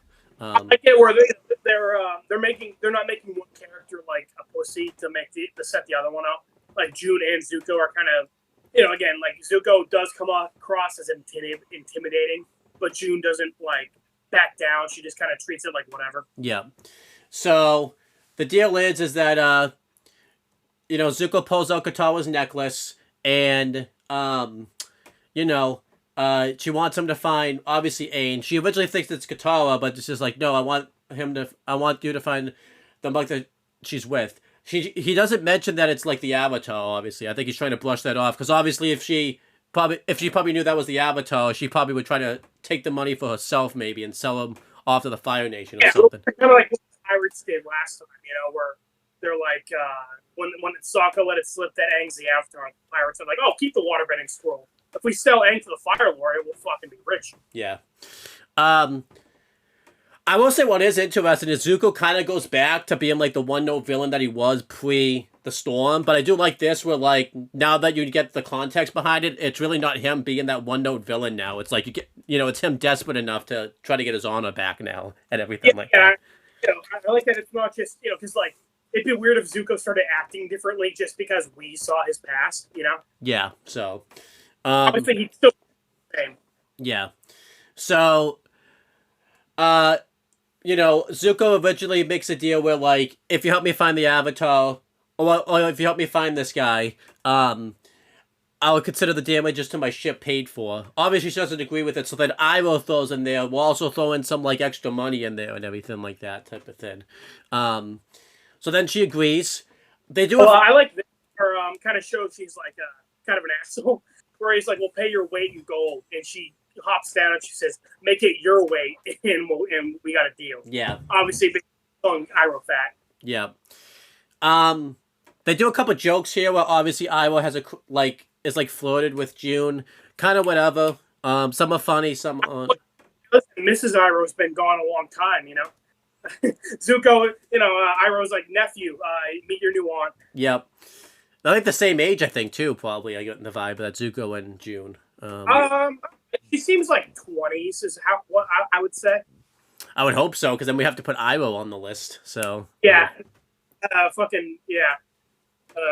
But it's also funny that, like, Ozai, when he tried to get his dad to make him the next Fire Lord, he's like, hey, Iroh's bloodline is ended. I got 2 kids. Iroh pops in, like, oh, I can change that real quick. Yep. But yeah, then we get a couple scenes, I will say, it is a little weird. We never get, like, any word on Iroh's wife. Like, she was never even mentioned. No, nothing. Like, again, presumably she's dead. But, but it is odd that it's never even brought up. Yeah, that is a little weird. But yeah, so we got a couple scenes where Zuko and Iroh and everyone kind of go to past locations. I would like this more, but they didn't really go into, like, any big locations. It was only one episode, really, between, like, Blue Spirit and, like, this episode. Yeah. Like I said, this is pretty much just a way for Zuko to kind of, like, catch up to Aang. Because he hasn't really had a way to, like, track Aang since last episode. So, yeah, basically he goes to the old lady from Blue Spirit, and then he goes to the fortune teller. Yeah, all old ladies he went to. And Iroh flirted with every single one of them, so I don't know, I do like that joke where the fortune teller is like, hey, handsome, want your fortune? And he's like, oh, at my age, there's only one surprise left, and I want to keep it a mystery.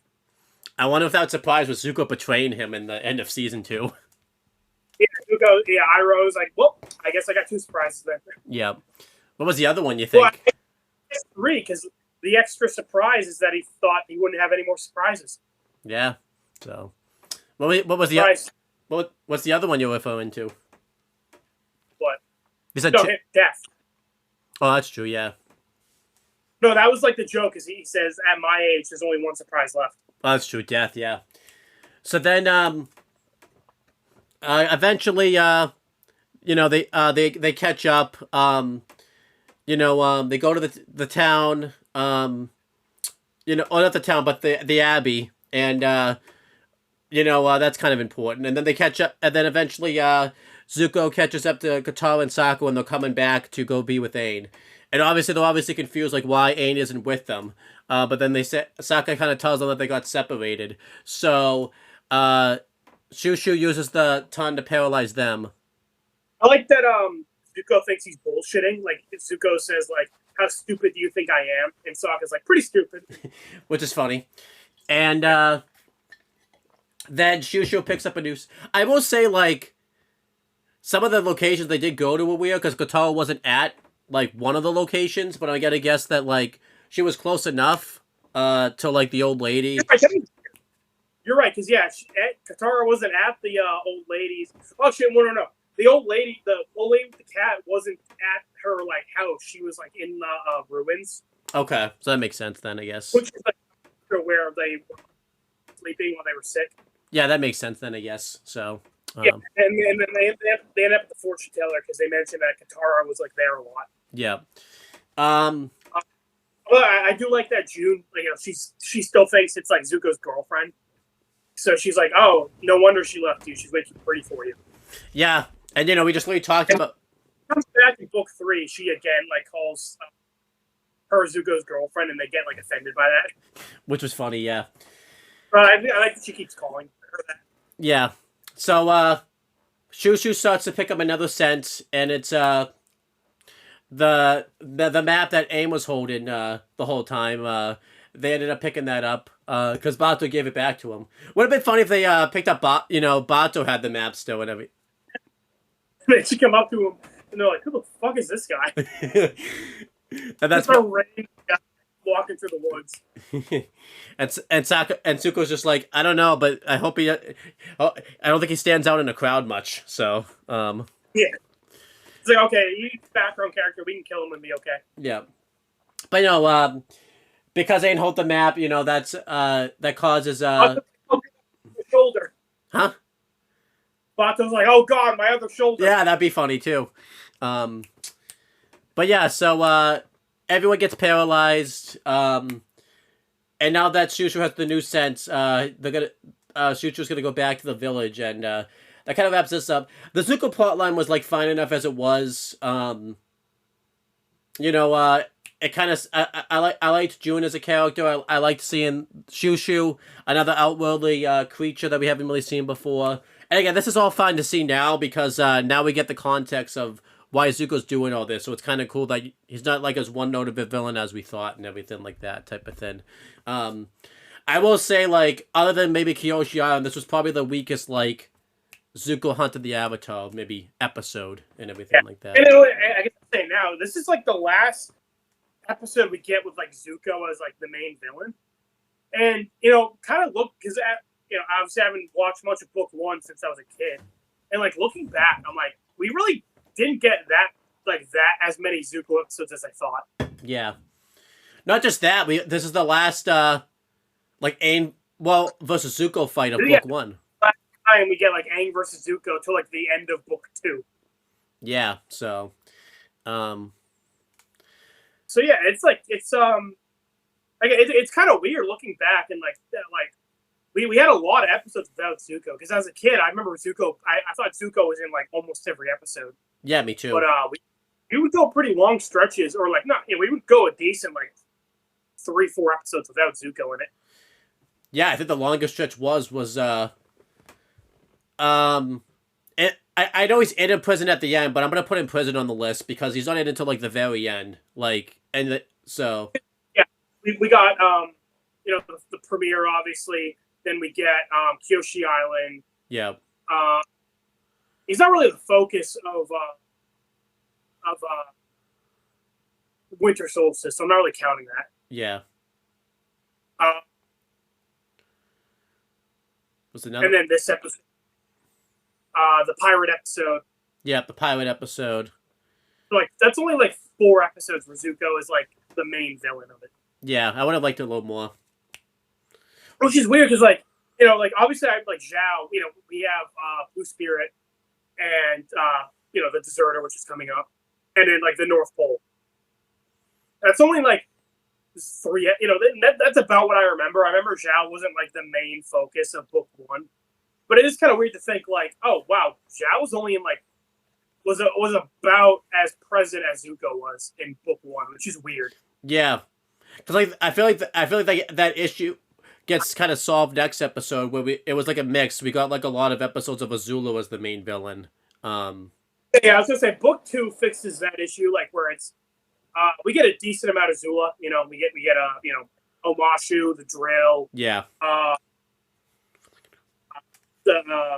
The chase, all the Bossing Say stuff, which is again that's about as much as Zuko in book 1, but it feels better paced. I think too. It helped that she was like the villain in both. So like if there was always a B plot where she was the villain of Zuko's story, and then sometimes the villain of Ain's story and stuff. Yeah, like Zuko and Zhao are like sharing the villain spot. Yeah. So. Whereas, yeah, Azula is like the villain of like Zuko and Aang.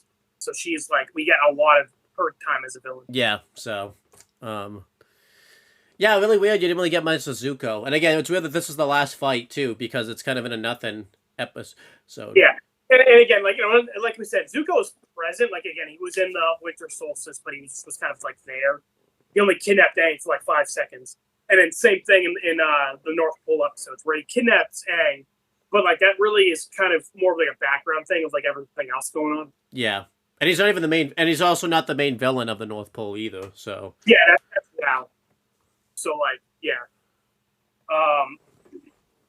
yeah. So again, it's really weird. Like looking back on book 1 as a kid, I really thought Zuko was more present than he actually is. Yeah, me too. So I mean, you know, don't get me wrong. I don't want him to like be too present. You know, then he would like overstay his welcome. But, like, again, I feel like we should have gotten a few more episodes with Zuko. Yeah, maybe take out the Great Divide and replace that one. I would do that anyway. Huh? I would just do that anyway. Oh, you would do it? I said I would just take that out anyway, like, regardless. Yeah. I was making... But I'm just saying, take out an episode and make Zuko the main villain, definitely. So, yeah. But yeah, anyway, they basically end up at that the Abbey with all the nuns, and the animal starts like circling the center, like, and Zuko's confused of like, why is it just going in a circle? And this is a really cool moment where it's like, oh, that is weird, and then it's because Aang is like flying above, and he gets a really cool entrance where he flies in, Yeah, that was like cool. Knocks everybody off the animal, and the animal goes to charge at Aang, but Appa like tackles it away, and this is cool, like Appa joining in on the fight. And, Zuko kind of squares up to Aang. And, you see the nuns kind of dragging Sokka and Katara into, like, a corner because they got paralyzed. Mm-hmm. So Aang and Zuko begin their fight. They kind of start blasting each other with air and fire from a distance, and then they kind of close the gap. Zuko's, of course, being very aggressive as usual, but Aang is kind of using his airbending, kind of ducking, weaving, dodging his opponent. And then you get a really cool moment where I remember this. They would like air this scene in like the commercials for like the Avatar action figures. Yeah. And this might be one of my favorite shots in the show, where it's like Aang and Zuko. They kind of both build up like an air and fire blast around, and it like clashes, and then just like a fucking explosion happens, and it like knocks both of them into like the nearby roofs. Yeah, this was really cool. Kind of like a tie for a moment where they kind of knock each other out for a little bit. Yeah, I really like this a lot. Yeah, you'll talk about it more, but this might be, other than maybe the premiere, this might be my favorite Aang versus Zuko fight, probably. Yeah, I think it's better than the premiere because that kind of got treated like a joke, where Aang kind of just like smacked him against the wall with a mattress. Yeah, so I like this one. Might be my favorite. Yeah. Yeah, I was gonna say they do a good job treating Zuko like an actual threat. Yeah, which I think is good. And I also like this is their first time seeing each other since Blue Spirit, so I kind of like that they actually don't really talk about it. Yeah, I like that too. Like Zuko is like like even though Zuko, what Aang said did kind of stick with him, he's like trying to he's pushing it to the side, like not focusing on it. Yeah, I like that. Because at this point in the show, I can definitely buy that Zuko wouldn't really try to think about it much. Yeah, with how desperate he is to catch the Avatar and everything like that too. Yeah, that would override it. And it also makes sense why June isn't really helping out, kind of focusing on the Appa fight, because Appa was kind of winning, but she kind of starts whipping Appa, and of course the animal is like shooting Appa with its like tongue, a couple times, and like which is like it's not working fully, but it is starting to like slow Appa down. I like at one point like falls to the ground and she like, has to dodge out of the way quickly because Appa like tries to fucking crush her. Yeah, I like that. I think it makes sense she didn't really step in either because I think she was just paid to find the Avatar. She wasn't paid to like help out or anything like that, like either. So honestly, I think she would have just fucked off if Appa didn't step in. Yeah, no, for real, probably. She probably would have sat in the corner and been like, all right, cool, you can take care of that. Yeah. And I like while all this chaos is happening, you just see Iroh, like, swiping. Like, he sniffs the perfume, likes it, and he just, like, puts it in his sleeve. I don't know how Sokka feels about this. He's going to start his own business pretty soon. He's going to have to start to check that shit. Well, it reminds me of when he had the pie show thing in his sleeve the whole time. Yeah. And again, it adds to my theory that Iroh is like, Zuko, I have your honor in my sleeve the whole time. Or I have your mother in my sleeve this whole time. Oh my gosh. I think I said that during the episode. That was funny. I didn't come up with that. I saw that clip on YouTube, and that's what people were saying in the comments. Well, Zuko, I have the unscarred. I have your father's love in my sleeve this whole time. Oh my gosh. Yeah. I don't even think there might be a lot of things in his sleeve. I don't think that's in his sleeve. That never existed in the first place. Honestly, a perfect scene that I want to do that for is, the scene where Kita's crying about the fact that he can't marry both of his sisters or whatever it was, type of thing. Like, you're gonna get a kick out of this one. I had a lot of Mary sisters in my sleeve this whole time. What? It'd be awesome to see Kita just like Kita's dad in the background, just like laughing at Zuko about the fact that his dad doesn't love him and all that type of stuff. That's right. So yeah, I also do like this because again, it's kind of showing that Iroh's kind of like not wanting Zuko to catch the Avatar. Yeah. It's like he doesn't really help out in these fights. Right, that's true. Yeah. Well, he helped out, I think, in the premiere, but that's it. Yeah, that was about it.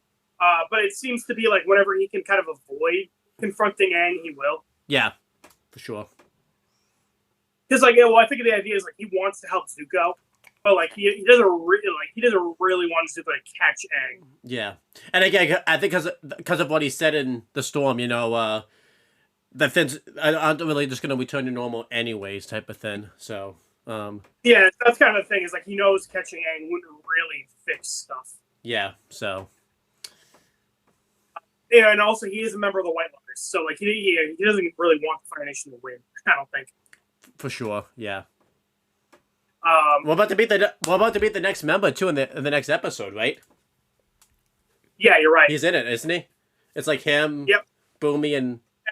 We're gonna meet another member 2 episodes after that. So we've got all 4 members. Yeah, you're right. We have. Yeah. So Aang kind of wakes up. Because again he was like briefly knocked out on the roof. And then he sees Zuko charging at him with like a fire blast like right behind him, and he goes to like unleash on Aang. Zuko, remember, you kind of need to keep Aang alive. Imagine Aang didn't dodge that; it just got lit on fire, and Zuko's like, "Oh fuck! I was supposed to actually capture him. Shit!" That'd be funny, yeah. They in one of these Avatar episodes, like where the guy has to catch the Avatar. It'd be funny if they did that as a joke one time. Yeah. Oh, the official Avatar YouTube channel, the scene where Zuko and Aang like accidentally blow each other up. They did a little short where that happens, and then it just cuts to credits. But Aang just fucking died. Oh, and then Zuko. They titled that clip like if Avatar was realistic. You have to send me that. I'm like, I can't believe the official Avatar YouTube channels did that. Yeah, that's a fun one. What if Zuko and Aang just fucking killed each other here? They would have to start a whole new Avatar shirt and everything like that. They changed the Water Tribe Avatar. It's like fuck. And it's like shit. Zuko can't be the new Fire Lord and like end the war. No, nothing. I imagine Iroh, he's just in the background sniffing perfumes, and he looks over, and Zuko's a fucking blown up corpse. He's like Gus, where it's like half his face. What's the other half of his face? Yeah. He's got the scar, he's got the skull face. And he just falls to the floor. Yeah, and then fucking Aang is like Gyatso on the ground like a skeleton. And Gyatso's disappointed because he's like, "Hey, you should have taken them all with you," type of thing. Like, I know, right? You know what? I'm joking, but that would legitimately be a very fun what if. If they both just died, yeah. Yeah. Because that would legitimately, like, how the fuck would the show happen from that point? I don't know. They can't go to the North Pole. Like, there's no pole. I guess Katara could go learn, but... I guess it's like, okay, maybe go to the North Pole to see if the new Avatar's there, I guess. The Avatar would be like an infant, probably, too, right? Like, well, yeah, they would have to wait a couple of years, and Sozin's comments in a couple months. So it's, yeah, I guess the Fire Nation just wins. And they wouldn't even know who the Avatar is, because don't they have to do that, like, thing where they have to pick all the toys and everything like that? Like, they wouldn't have... So... It'd be funny, like, imagine Ozai hears this news of, like, sir, your son killed the Avatar. He's like, holy shit, I didn't think he had it in him. I guess he can come home. They're like, well, he died. And Ozai is like, this just gets better and better. He's just like, I just killed 2 birds with 1 stone. Yeah, and I didn't have to do anything. You know what would be even hilarious too? Somehow it's the Fire Lord Ozai from like the shitty Last Airbender movie, and he still fucking doesn't win the war somehow because of that. Like he's still just yeah, fat ass. And then the messenger was like, okay, can I also get a cheeseburger with my order service? You know, I should hit up McDonald's after this video, just because of that. Send me the picture of you at McDonald's afterwards. I will. But yeah, Aang is able to just barely dodge Zuko. And then sorry, what was I saying? Oh yeah, fucking fuck! I totally lost my train of thought. Oh yeah, Sorry, go ahead. Yeah, Aang was dodging Zuko, and I think there's probably like a fight, like in there with like the animals and stuff. Yeah, you're right. So yeah, the animal begins to like shoot its tongue at Aang, and Aang's kind of dodging it. And you know, while that's happening, Appa kind of gears up and like tries to shoot a blast of air at Zuko, like as you know, as Aang is like running away, and you know, like blasts a piece of the roof off, and Sokka and Katara are on the ground paralyzed, and Sokka's like, "Hey, I think I'm starting to get some feeling back." And then the piece of the roof falls on Sokka, and he's just like, "Ow!" And like none of it lands on Katara, even though she's right next to him. I don't know if you ever know this, like Phineas and Ferb did like a joke one time. I mean, it wasn't a building, but like I think like a big like splash of water like fell on Candace, and she was like around a group of people, but it only hit like fucking Candace, and the whole thing of the show is it just shits on Candace sometimes, and even Candace is like, okay, how did that only hit me? Like that was hilarious. Yeah. I think SpongeBob did that joke where like something was about to hit SpongeBob, and then it like stopped.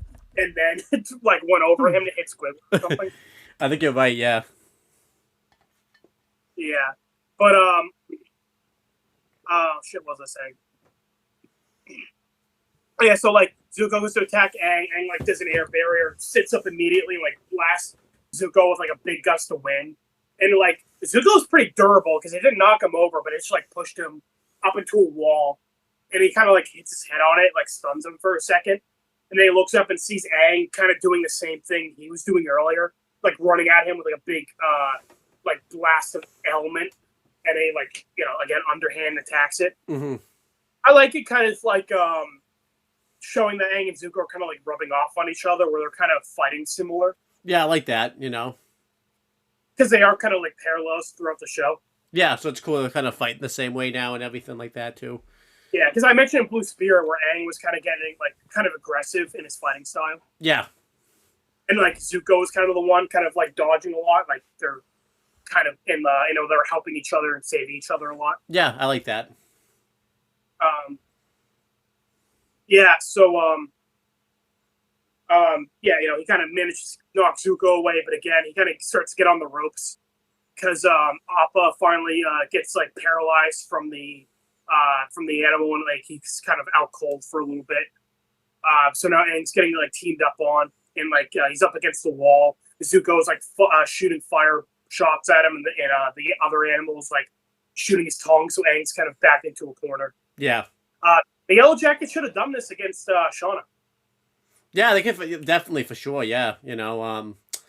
It's oh my god, there's a scene in Legend of Korra that I want to send to you, but I can't, and because it's a spoiler. But there's a scene where a character is like kind of up against the wall, like Aang is here, and like the 4 villains of the season are just knocking the absolute shit out of him. Like they're bullying him so hard. Like they just keep fucking beating the ever living. It's like I want to send it to you, but yeah. So I guess I guess we could add this to the list of this is what should have happened to Shauna. Yeah. So yeah, but yeah. Anyway, yeah. The ladies kind of go up to Sokka and Katara, and they give him a little sniff of this like special perfume, and it like knocks jolts them awake from the paralysis, which I like. Yeah, it makes they set up. They have all sorts of perfumes here. Yeah, that makes sense. That is like a real thing, where in real life, if you're having like a drug overdose, like Narcan can kind of like jolt you awake. Yeah. A lot of shows have done this too, and everything like that. So yeah, and I like this. Where again, Sokka, the second half of the episode, he kind of lost his like POV status, which it kind of sucks. I wish Sokka was a little more involved, since it was kind of set up to be his episode, but he kind of lost it. Yeah. But I feel like he kind of gets to save the day here, where he's like, gets to show his like leadership and quick thinking, where he's like, that thing sees with its nose. Let's give it something to look at. And he has all the nuns like gather up all this perfume, and like Sokka and Katara like water bends the perfume like overhead and like splashes it on the animal, and like he gets overwhelmed by all the different senses all at once. So it kind of just goes nuts and starts to like attack everything in sight. It paralyzes Zuko, and it paralyzes June. And I like this where Iroh does the slow motion like June, no, and like dives to save her. Yeah, that was funny. And on the ground, Zuko is like, "Uncle, I didn't see you get hit," and Iroh is just like, shh, as he's like cuddling June. Yeah, and June June's paralyzed too, so she can't go anywhere. So like the next hour, she just has to deal with it. By the way, I do think it's kind of weird that like they don't really do anything to Zuko while he's on the ground and not able to do anything. Yeah, that's weird. It's like normally they kind of just like get away from him, but here it's like, I don't know what I expect. I kind of expected Sokka to go up and kill him, because like obviously Aang and Katara wouldn't do it. But I could totally buy Sokka just going up and being like, all right, well. Yeah.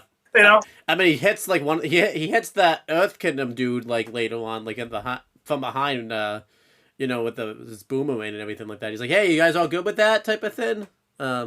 So. Yeah. It kind of reminds me, so in Naruto, there's like a flashback season about like Kakashi. He's like their teacher. And like they finish a mission and like knock everybody out, and this guy called Guy. It's like, all right, guys, good mission. And then Kakashi just starts going around and like stabbing everybody on the ground. And Guy's like, what the fuck? Yeah. Well, and he's like, what? No survivors. Yeah. Isn't that like a big comedy thing in like one of the Deadpool movies? Like he has a chance to kill the main villain, but like one of the good guys. Yeah. Colossus is like, Deadpool. Everybody thinks being a hero is a full-time thing. You got to wake up a hero. Yeah. Go to bed. Be a hero all the time, but really, it only takes 5 moments. Help a friend, spare an enemy, and then Deadpool just fucking shoots him. Yeah, it's a big one.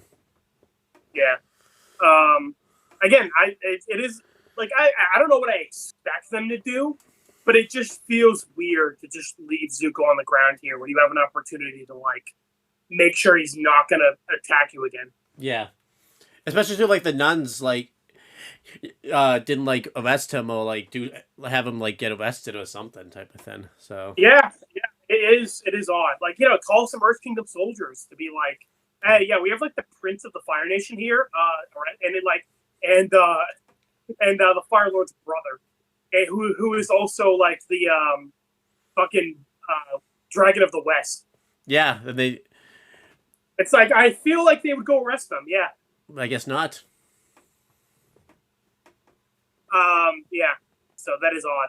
But yeah, because like the next scene, it's just, a couple hours later, it's sunsetting, they're flying away from the Abbey. Yeah. Is this you?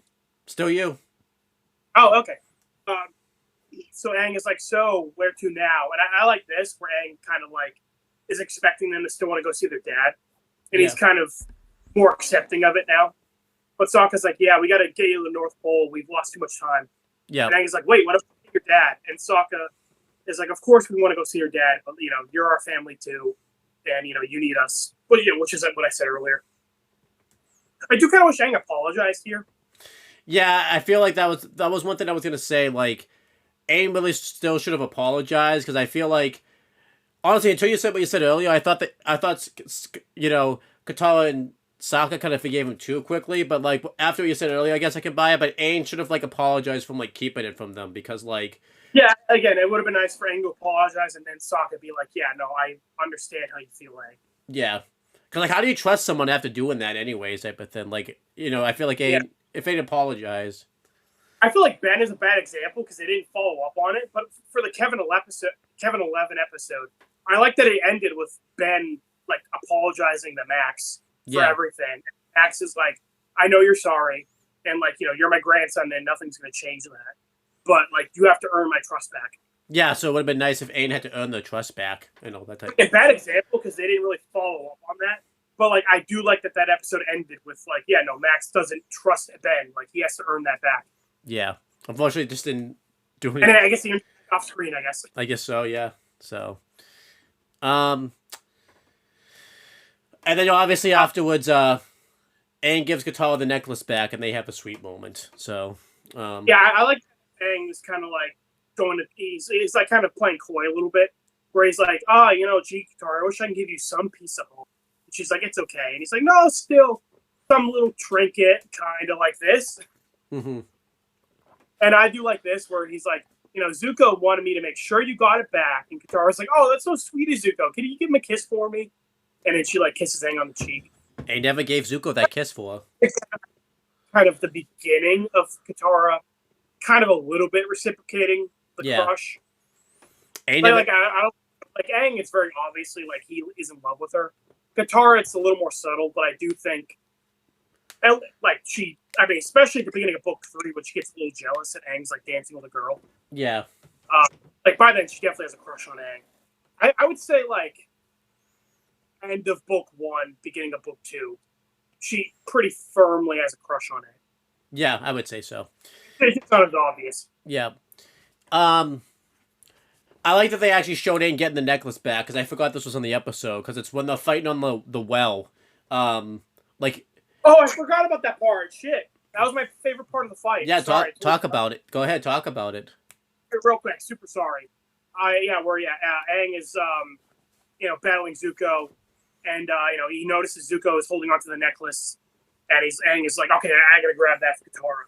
And they get to this well in the Abbey, and Zuko's like firing him, and Aang is again using his airbending to kind of just like Spider-Man, like get all sorts, contort himself in all different positions. And Zuko starts getting pissed off, so he like knocks away all the like pieces of like the roof of the well, and then they start kind of like balancing on top of the well.